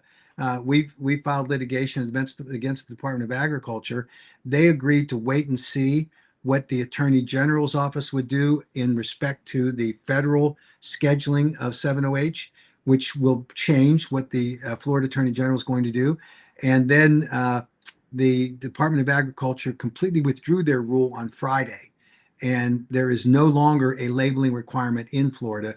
That's news to some people in Florida because I haven't circulated this yet. But that's the fact in Florida. We're for now labeling requirement for kratom. Yeah, what the Florida Department of Agriculture did is that they wanted a very strict labeling requirement for natural kratom leaf products with respect to synthetics that was ridiculous, and they were treating all kratom literally. You had to prove you weren't a controlled substance, and that's not the way the law works. And it's not what the rule said. So now they've withdrawn their rule, subject to whatever the Attorney General does after the DEA publishes their rule. They'll modify their rule to be compliant, and then the Department of Agriculture will reissue their rule. May not get us out of the woods in terms of their heavy bias against natural kratom leaf products, but we're making progress. But the sad part is we have to sue these people. Very difficult process, very expensive, but it's what we're reduced to because of very bad, formulation of public policy that should be taking place at these agencies better than it is. And I know that's like KDA and Weatherington and all them. They want to bleed the kratom industry dry. Yeah. Like even the 7-OHers now, they want to bleed y'all dry. Yeah, so they're can't do mad. Anything. Right, they're mad and they're going to act out. So just we have to. I hope everybody continues to support us. We need the help. We've got hearings in North Dakota this week, and then the next week in Helena, Montana, then in Georgia. This is craziness, but all driven by 7-OH. Yeah, every bit of it. And anybody in the 7-OH community wants to say, "Oh no, that's not true." They're wrong. It is absolutely true, and it is propaganda being peddled by the likes of, at least in my opinion, these Michelle Ross saying, "Oh, we should regulate it and only put it in the shops where 7-OH people can go to buy it, and not natural kratom leaf product customers." So this is a battle that's on our hands. It is an existential crisis, and we've got to be prepared to meet it because we can win on the science, and we're committed to that. We're going to continue to fight for it. And not only do we win on the science, Mac, we win on people testifying. So if anybody watching this lives in North Dakota, you have got to show up on August 12th. Yeah. The AK updated their protectkratom.org North Dakota link. So I posted that up today. Good. You guys need to send out an email blast, though, obviously. I didn't know about Helena, Montana. Is that going to be a board of pharmacy one or legislature? Say that again. I'm sorry. Helena, Montana. Okay, so this is legislative. They have two bills that they are going to promote. One is a ban bill and one is a regulation bill. So the committee likely is going to pass out a both and say let the full legislature decide. Originally, it was just a ban bill, and now we're at least getting a regulation bill on the table, and we think that the committee will recommend both for consideration and let the full legislature make that decision. Is there going to be virtual testimony option? I know there's a testimony. I assume they've done it in the past. I assume that they'll allow that. We'll get the details on it. Okay. And so It's on the 19th, and I think it's like in Mountain Time. I think it's around 1:30 or 2 o'clock in the afternoon, something like that. okay. And then so what, August 21st was I'm sorry. I need to change that. I just looked at it. It's at 4:05 p.m. So Mountain Time. well, that works for me. I can't stand the early morning ones, Mac. I swear, I literally just roll out of bed, go make my coffee, and then I'm on the computer. Sometimes I'm in my nightgown still. Yeah. Yeah, I go live. Neither one of us are real big morning. I mean, I get my kids off to school and stuff, but I'm not a big morning person. But I have my camera off so they can't see me on the nightgown. Yeah. But no, Mel, so as of August 5th, 7OH is banned, correct? No, it's not. It hasn't gone into effect yet. They're having to weed through the 600,000 AI bot comments, most likely. Well, which I feel like was deliberately done. I truly do. I feel like it was deliberate, so that it would buy them time. That's what I feel like. Yeah, I think any tactic they use, you could reasonably conclude that. I think that the DEA's position is they want to get it right, and I'm glad they do.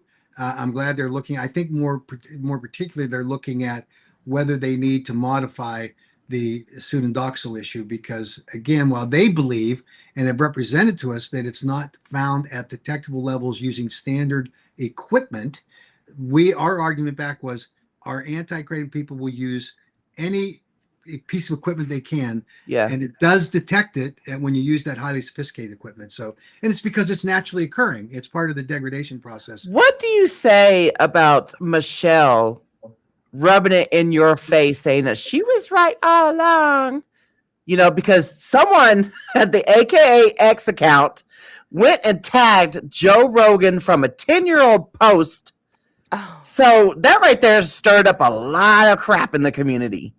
I know it did, and and that was, in retrospect, it probably could have been done better. What the team that was trying to do there was to convey how this is how the argument is unfolding. But Michelle Ross is never right when it comes to making a conclusion. It is true that pseudodoxil occurs naturally. And if there is a zero tolerance policy, then it would ban natural kratom. The DEA never intended that zero tolerance policy would be on any level of detection or quantification of, and that's why we're in this discussion about pseudodoxil. So she was talking about, anything that's quantifiable when they were talking about what the typical quantifiable levels are. So, I'm willing to say, okay, you made an interesting point. The DEA is now looking at it. We'll see how they come down on it. But you guys knew about it. You guys knew about it before she even supposedly blew the whistle about it. Well, yeah, the discussion was this is DEA's position. We are only looking at what we will enforce on quantifiable levels. And then we dug into it and asked the scientists to tell us what levels could it be quantified at? What kind of machinery is used? And we found that very expensive machines can detect it. And so the question is, did the DEA intend to ban natural kratom leaf products because pseudodoxil is present? Right. And the answer to that, and Michelle, if you're listening to this or if you see it later, here's the answer. No. Hell no.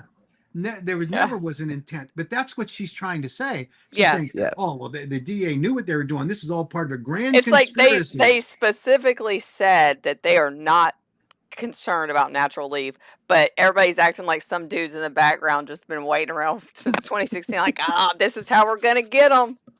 So there's when you look at the overall analysis of how public policy is framed and how decisions are made at the DEA, you can take the position that was expressed by Michelle Ross. You could do that, and you could say, well, this is what they intended all along, and this is just the way they're going to screw it. And what that's called is incredibly stupid, because that's not what they were doing. But yet that's convenient to her narrative, right? Because she's working for Seven Hope Alliance, which is funded by 7-Ohms, who desperately wants to keep 7-OH products on the market, and they don't care what they have to do or say to make that happen, right? That's just the way it is. And by the way, that's fine. They're allowed to do that. Yeah.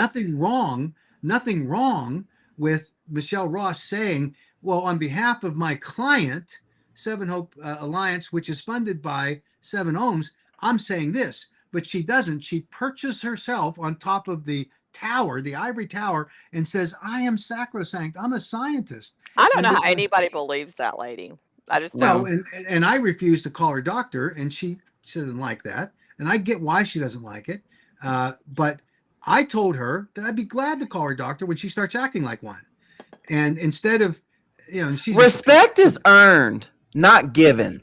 Right. Right. And whenever I see her comments on X, like I said, she blocked me last year, and I can't stand how X, I wish X was treated like Facebook, where if you block somebody, you can't see their stuff at all. Because I can't stand when I go on my X app and I see crap that I don't want to see from other people. But anyway, so I've told the story before that Michelle Ross sat down next to me at a Champ show, and I was cleaning out my office. I'm doing a renovation in my office, and it's going to take a couple of months, but I was cleaning it out, and I found the book, Kratom is Medicine.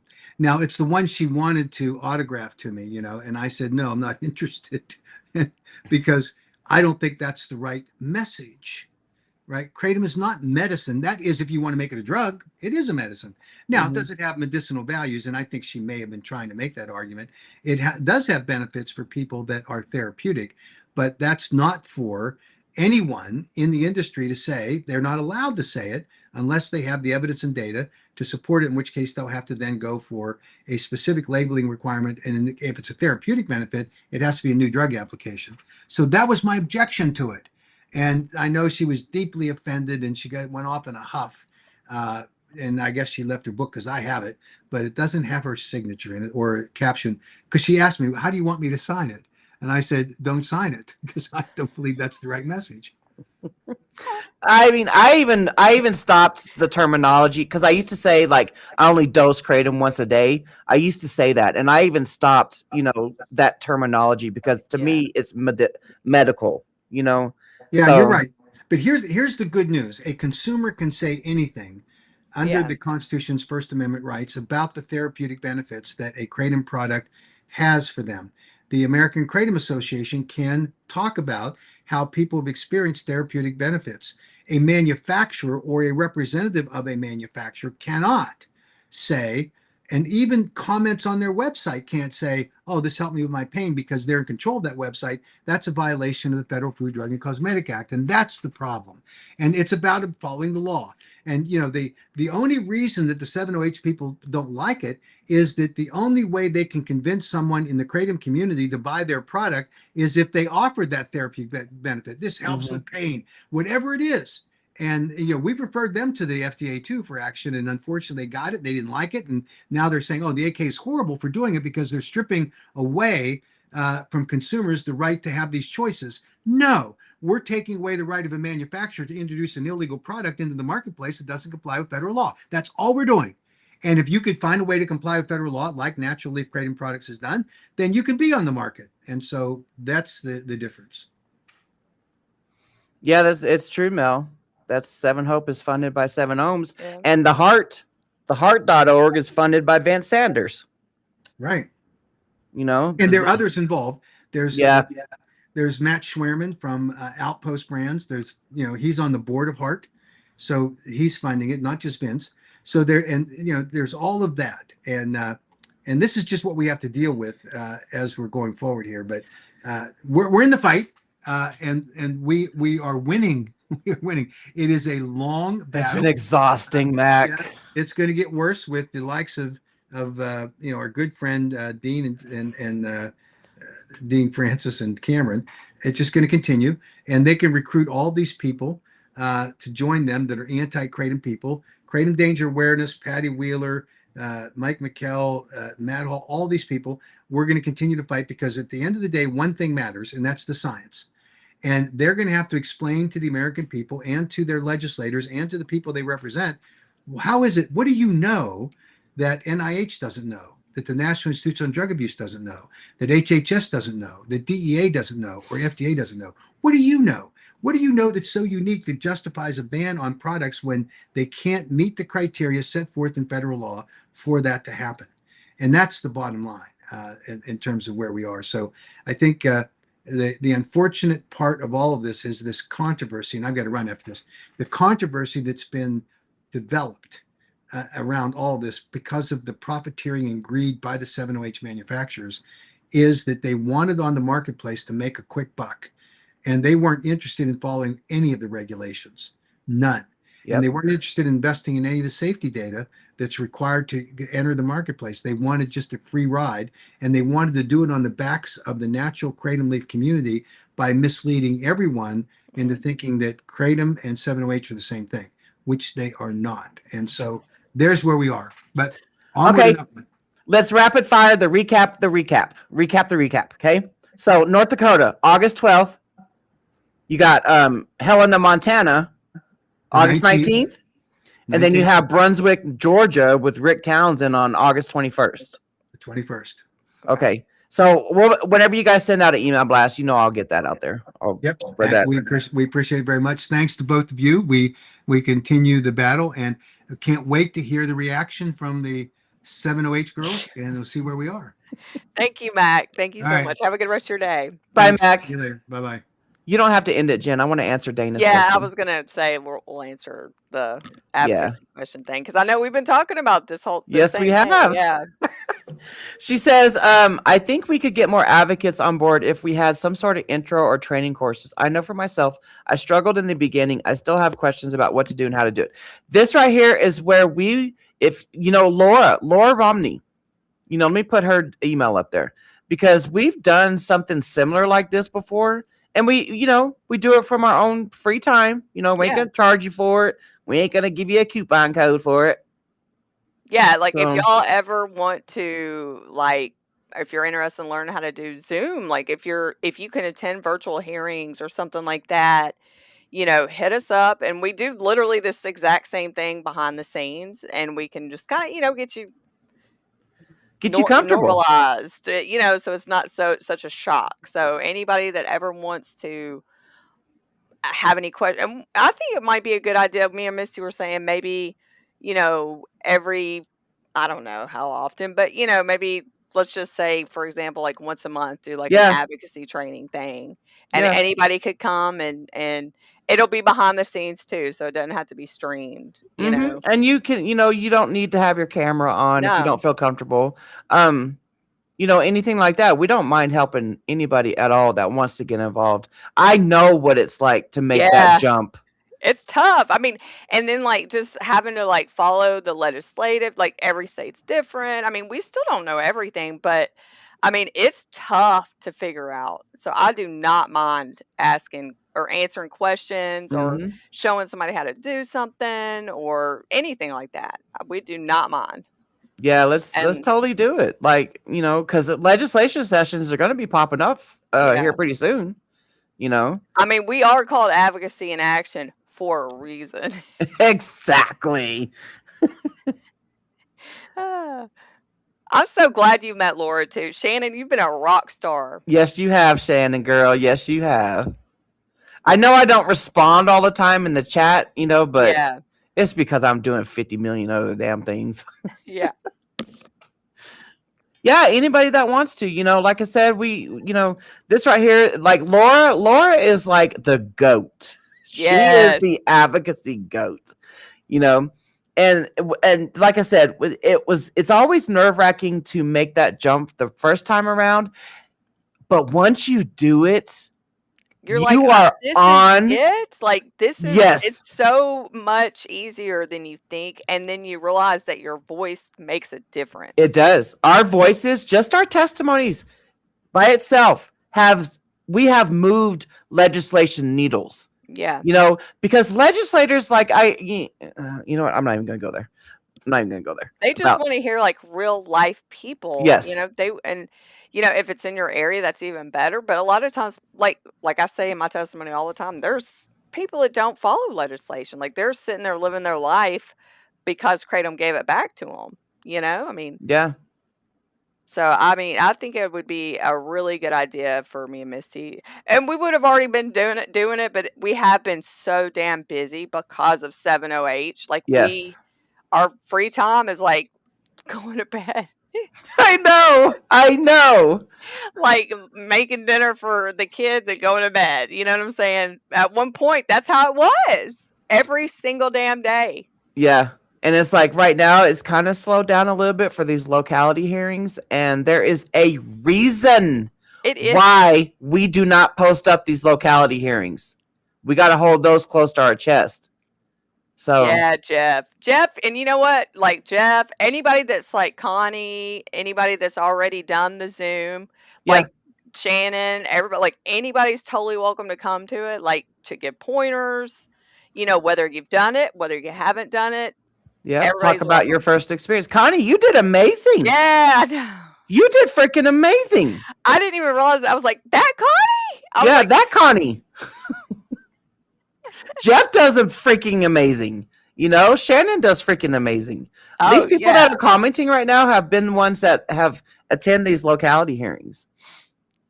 yeah. Jeff's always a boss too. Oh He's yeah. like, you and Jeff have that whole, y'all can just wing it. I'm not good at that at all. Like, I It's have to okay. read it, but I love it. We're all different, and that's what's so beautiful about it. That once made a difference, Connie. Yeah, I'm trying to tell you. yeah, But yeah, once you get over that hump, and then it starts progressively getting easier and easier and easier, even though you still got nerves prior to doing it yeah. again. But I'm telling you, Butterflies in your belly. yes. But once you get it done, you are on an advocacy high. Try to ban the advocacy. Good. It feels good to know that you matter. To people that make decisions. And No, that's what's don't put important. that next comment I up. know. That's Connie. We don't put any locality hearings up because we got haters that watch us. Yeah. We got haters, and then we get stolen valor haters. But yeah, I think this is going to be a really good idea. I think it'll bring more people on board. Oh, Tracy, Tracy, you're a rock star too, girl. You going in person? Yes, Tracy. I mean, there is a lot of great people in here, and it's everything happens for a reason. We all connect for a reason, and I think it's a wonderful, beautiful thing. It's okay, Connie. That's something we can talk about whenever. What we'll do is we'll get with Laura to figure out when she's free and available. Mhm. And so you guys, do this. Where'd that damn Oh, the ticker went. Oh, you know what? If you do the not the ticker, but the other thing, I think you did do that one. I did. Okay, do me a favor, guys. If you guys want to do an advocacy training, screenshot this email right here, Laura's email, and then put in the email, like I said, send your name, city, state to Laura, and then put down you would be interested in advocacy training. So do that, please. Screenshot. Doop, doop. Oh, wait. Let's do it one more time. Okay. I hope somebody screenshotted that for real. But yeah, this is seriously going to be I think it'll be a really good thing, and hopefully we can do it at a time where everybody can attend. And if not, if there's a big, want for it, and if people can't attend, I totally understand. Maybe we can record it. It's so much better though when you're there and you can ask the questions in real time, and just because it's. And plus, because you're there real time, you're talking to people on the thing, just like you're going to be doing on the thing, if that makes sense, because I'm just saying the thing now. The thing, the virtual hearing. No. Hey, Sherry. Hey, Sherry. Sherry's another rock star, too. She's the Yes, heck Mississippi rock yes. star, boy. Heck yes. She's been to Mississippi freaking capital more times than I can count. Yeah. And some locality hearings as well. You know, just because Mississippi has a KCPA does not mean it's safe. You know, any state, just because you have a KCPA does not mean it's safe. You know, because Right. their new strategy now is going around and trying to get sales bans. That's the new Yeah. strategy. And I have a problem with that. I have a problem with that because when sales bans start, then it can go down into a domino effect of banning it statewide. It's like wildfire. I mean, plus by the time it gets to the state legislature, they don't give a crap about like learning about it. They're like, well, 20 cities have already banned it, so we might as well just ban it statewide. I mean, Mhm. it's, you know, But I have a problem with the sales bans because, and I say this in my testimonies, is you know the grandmas and grandpas that aren't technology smart, you know, they're not going to know how to order online. right. You know, And it's so they're used to every overwhelming. Yeah. they're used to everyday routines. They're used to going in and getting their stuff, you know, something like that. Or that addict that is currently in withdrawal that might have saw, you know, one of my videos, one of Jen's videos, one of Jordan's videos, one's Chris videos. You know, they might have remember seeing our videos on the FYP on TikTok, you know, talking about how Kratom can help you with withdrawals. I think about people like that. Yeah. You know, because they'll be like, oh, wait, I heard about that. Let me go into the smoke shop and go get it. You know, my journey started from a smoke shop. Yeah.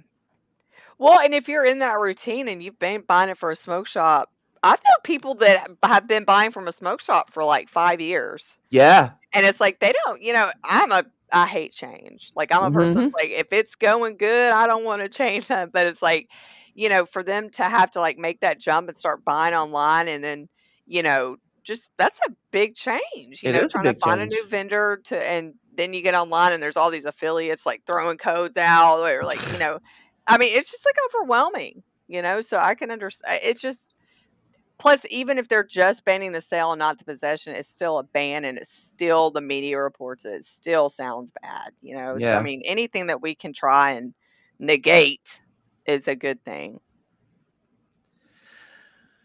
Oh, yeah, I hate him too, Mel.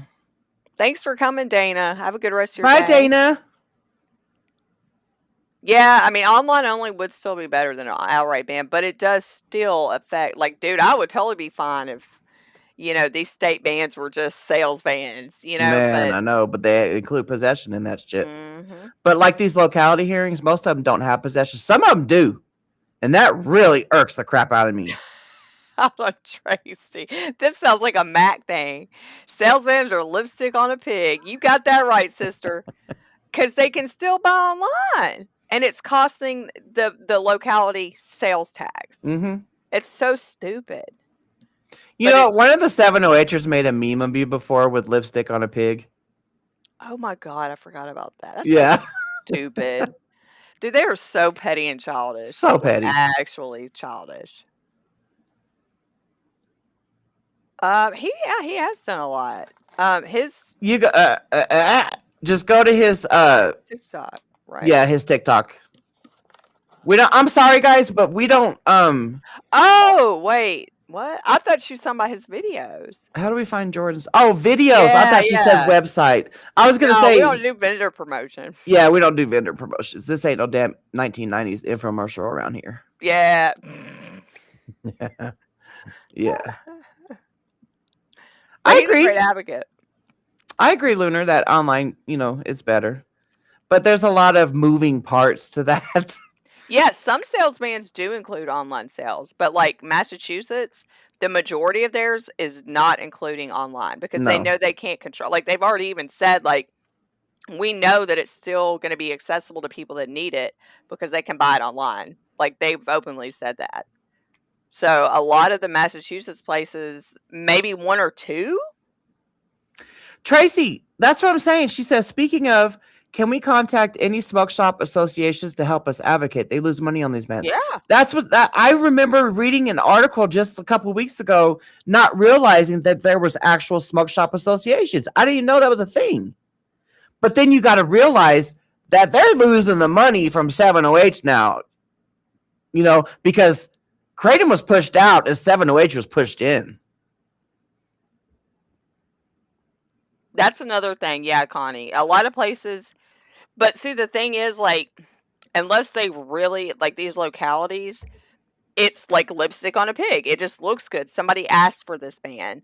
And so it's a piece of paper. Like, it's not a legitimate law to where, like, if a vendor, you know what I'm saying? Like, the processors still accept it. It's crazy. It's just, it's probably something that their local police would enforce if they knew about it. I don't know. It's just so many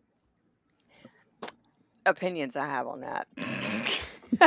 I don't even want to go into it because some of it's about a thing I don't need to talk about. Oh, thank you. I got it chopped off. She got I told her to do that Bob trend on TikTok. Oh no, I've been that be rolling. Ugh. Botana Bay in Kentucky is fighting for to keep 7OH. Are they a 7OH vendor?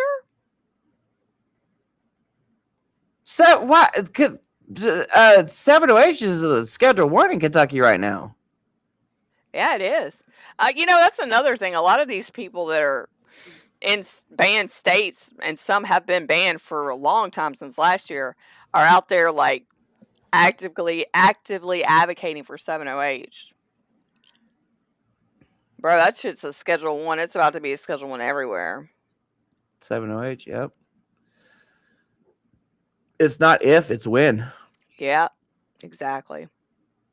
And I've said this before millions of times that I wouldn't give a dang fuck about 7OH if it did not come to the market and claim and say that it's Kratom. Yep. I wouldn't care about I would not care about advocating against it. I wouldn't care about nothing. First of all, I don't hate the people that take it. Do not put words in my mouth. Right. I have never said that shit. We are not talking about the consumers. We are literally talking about the substance and the greedy ass industry. Mm-hmm. I hate the substance. Oh yeah, I did at Champs. Yep, I sent you that. Yeah, he was at the AK booth. Melly got hers cut off too. Melly, sorry. Y'all just walk around with some bobs. Yeah, we should both do the bob trend. If you haven't seen it, I'm sure you have though, because you're. I don't know. I didn't know about it until Missy sent it to me though. Yeah, but my thing is, we fight everywhere, Crystal. Yeah, we ain't selfish. If I don't know, my thing is any decent Kratom vendor that would advocate for 7OH is mind blowing because they're getting put out of business. Yeah. Unless they're somehow making money off of it, or they already have a stack of fucking money sitting around and they're just like, I ain't prohibition, I don't know. But yeah, I mean, people keep on saying like, oh, well, there's already so-and-so that's going to replace it. They've already come out with like 10 substances to quote unquote replace 7OH. I don't give a shit what they alter or what they come up with, what they Frankenstein together, as long as they don't put it out on the market and call it a Kratom product or an alkaloid, anything to do with Kratom. Mm-hmm. I don't give a shit what y'all put in your body, but you start coming after Kratom, and that's when I get into the picture there. Yeah, that's why I had commented that pretty much on Drew Turner's X post, saying that I didn't start advocacy Kratom raging until I started seeing that these local, city, counties, and states were banning Kratom because of 7OH. I see it with my 4 eyes, man. Yeah. Not no hearsay. People are like, well, Kratom was under attack before. Nothing like it. Nothing like this. Been. It's like I said earlier, anybody that doesn't see it is literally walking around with their eyes and their ears closed. Or they just don't care because they're making money elsewhere. I don't know. What's those 3 monkeys? The see no evil, hear no evil, and do no evil. Yeah. Yep. Mm-hmm. Yeah. The 3 monkeys is walking around all over town. Don't hear shit about 70H, I guess. Yeah. I don't know. It's like you're surrounded, if you're really out there in the community and advocating, then you're hearing real stories.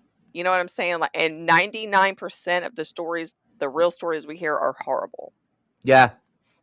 And I will forever say this. Kratom saves 95% of people's lives. 7OH ruins 95% of people's lives. Yeah, it does. get that mopping done, Shannon. Yeah.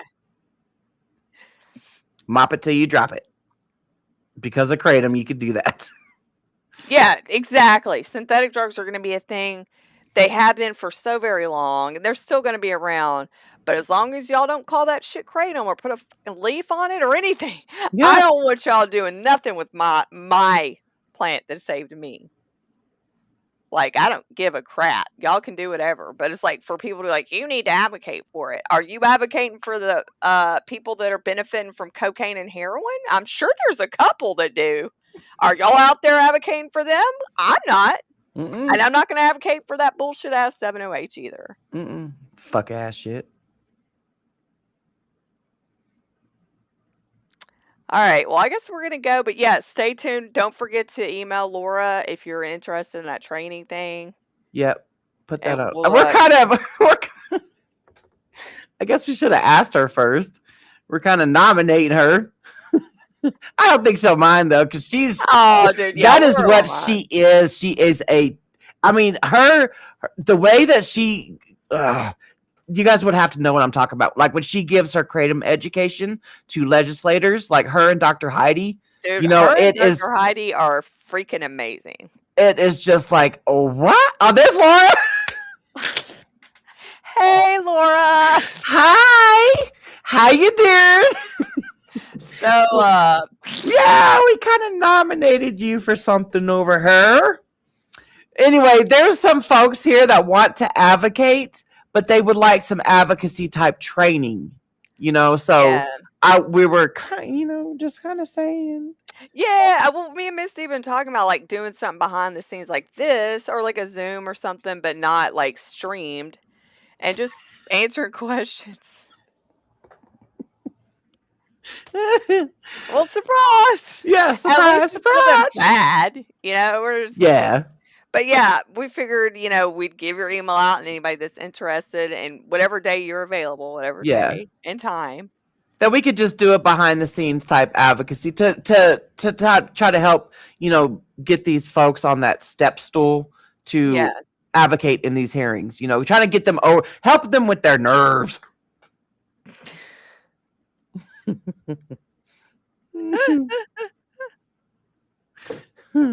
So we were telling people to email your email address and send their name, city, and state, and then that they'd be interested in advocacy training. So if you see, an uptick in your email. Yeah, if you see like a lot of emails going through like, I'm interested in advocacy training, that's what that's about.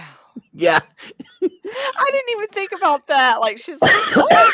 I know. We were going to tell you later. I mean, for sure. Yeah, yes. But I guess your ear was itching. Man, my ear itches a lot, so I guess a lot of bitches talk about me. Yeah, we told them to screenshot you. We'll put the email back up here. Did you see Dr. Heidi's comment? Wait, about Greg? Remember that picture Mac brought down? Oh, yeah? She goes, I've always wondered who's in that picture. And then you said you thought it was who? Gary Busey. And she goes, I always thought it was, hold on. Who's Greg Norman? Greg Norman. I'm going to look him up. Look him up. Hold on. I'm going to bring it up so I could show everybody. Oh! Hold on. This is the picture. I was like, what? All right. Hold on. Let me. I thought it was like the 1980s Busey. I thought, okay, he's got this right here. It looks like Greg Norman. Mac does. I know. When I read that, he was in the middle of talking, and dude, it was everything I could do to hold my tears back. I was crying. I mean, I was laughing so hard. Now pull up a 1980s Gary Busey. Hold on. Dude, he looked kind of rough. Let's see what Gary looks like. Let's No, see. don't do it today's Gary Busey. Oh, See? yeah. See? It looks like him. He didn't have a polo on really in any of these. I think the polo really pulled it off for Greg. There we go. It's kind of like a polo. Yeah, yeah. I always thought that picture in the back was of Gary Busey. I did not, honest to God, I did not think it was Mac either. Like, I didn't I'll be either. serious. Like, I thought it was, two reps he knew that he was like friends with or something, you know? Yeah. And it turns out it was him. Oh, yeah, dude. When you have to go up against the KDA, it's scary. Oh yeah, but it's okay. You just focus on you and your testimony. Yeah. That's it. That's it. 'Cause, I mean, there is a lot of times where, again, we change it just by, even if it's only one person, sometimes it changes it. Yeah, exactly. Like what happened in Moses Lake. Yep. That was hilarious, though. I don't know if Heidi's still watching it. But, dude, I meant to mention that as soon as Matt got off. They're like, Greg Norman. Mac used Gary to Bu- slay. It's like if Gary Busey and Greg Norman had a baby. Oh, man. I guess we can keep calling him Mac Daddy. Yeah. That's what you have, right? Yeah. As the intro. Yeah. Okay. Now, All right. what, Tracy? With who? Gary Busey or Greg Norman? Shut up. No. Are you serious? I'll leave it this up here. People know what we're talking about. I forget, like. Sorry, Tracy. You just. Oh, my Lord in heaven. I have to know which one she's talking about now. Me If it's Greg too. Norman, how obscure. I could see Gary Busey getting around, though. Oh yeah. Gary! Oh girl. Yeah. Dude, I could see it. Back in the day, that shit was funny as hell. Like, I could see it. Oh me, oh my. Okay, that's gonna have to be a story time Did today. you say? Did you taste his buttered sausage? Okay, I don't want to know. I don't want to know.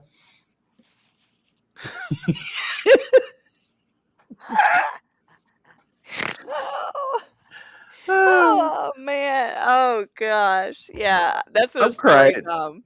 Yeah, he was cool. He was really cool before he went nuts. I think he's probably always been nuts, but like old age just kind of caught up with him. He needs some kratom in his life. Yeah. Hopefully during the rally or something, we'll have to get Tracy to tell us the story. During we'll have dinner or something. Oh, the streamathon? Oh yeah. Is that what you're talking about? I was talking about the rally. Oh, in DC? Yeah. If, Oh. if we all go, we'll have to take Tracy out to dinner to hear about her Gary excursion. Okay, kitty. Wow. She's like, it's time, mama. Yeah. And I got to pee. It's like, Yeah. All right, we're going to go for now, but thanks everybody for being here. Don't forget to email Laura, and Yes. we'll see y'all next time. Yep. Bye, everybody. Bye, everybody.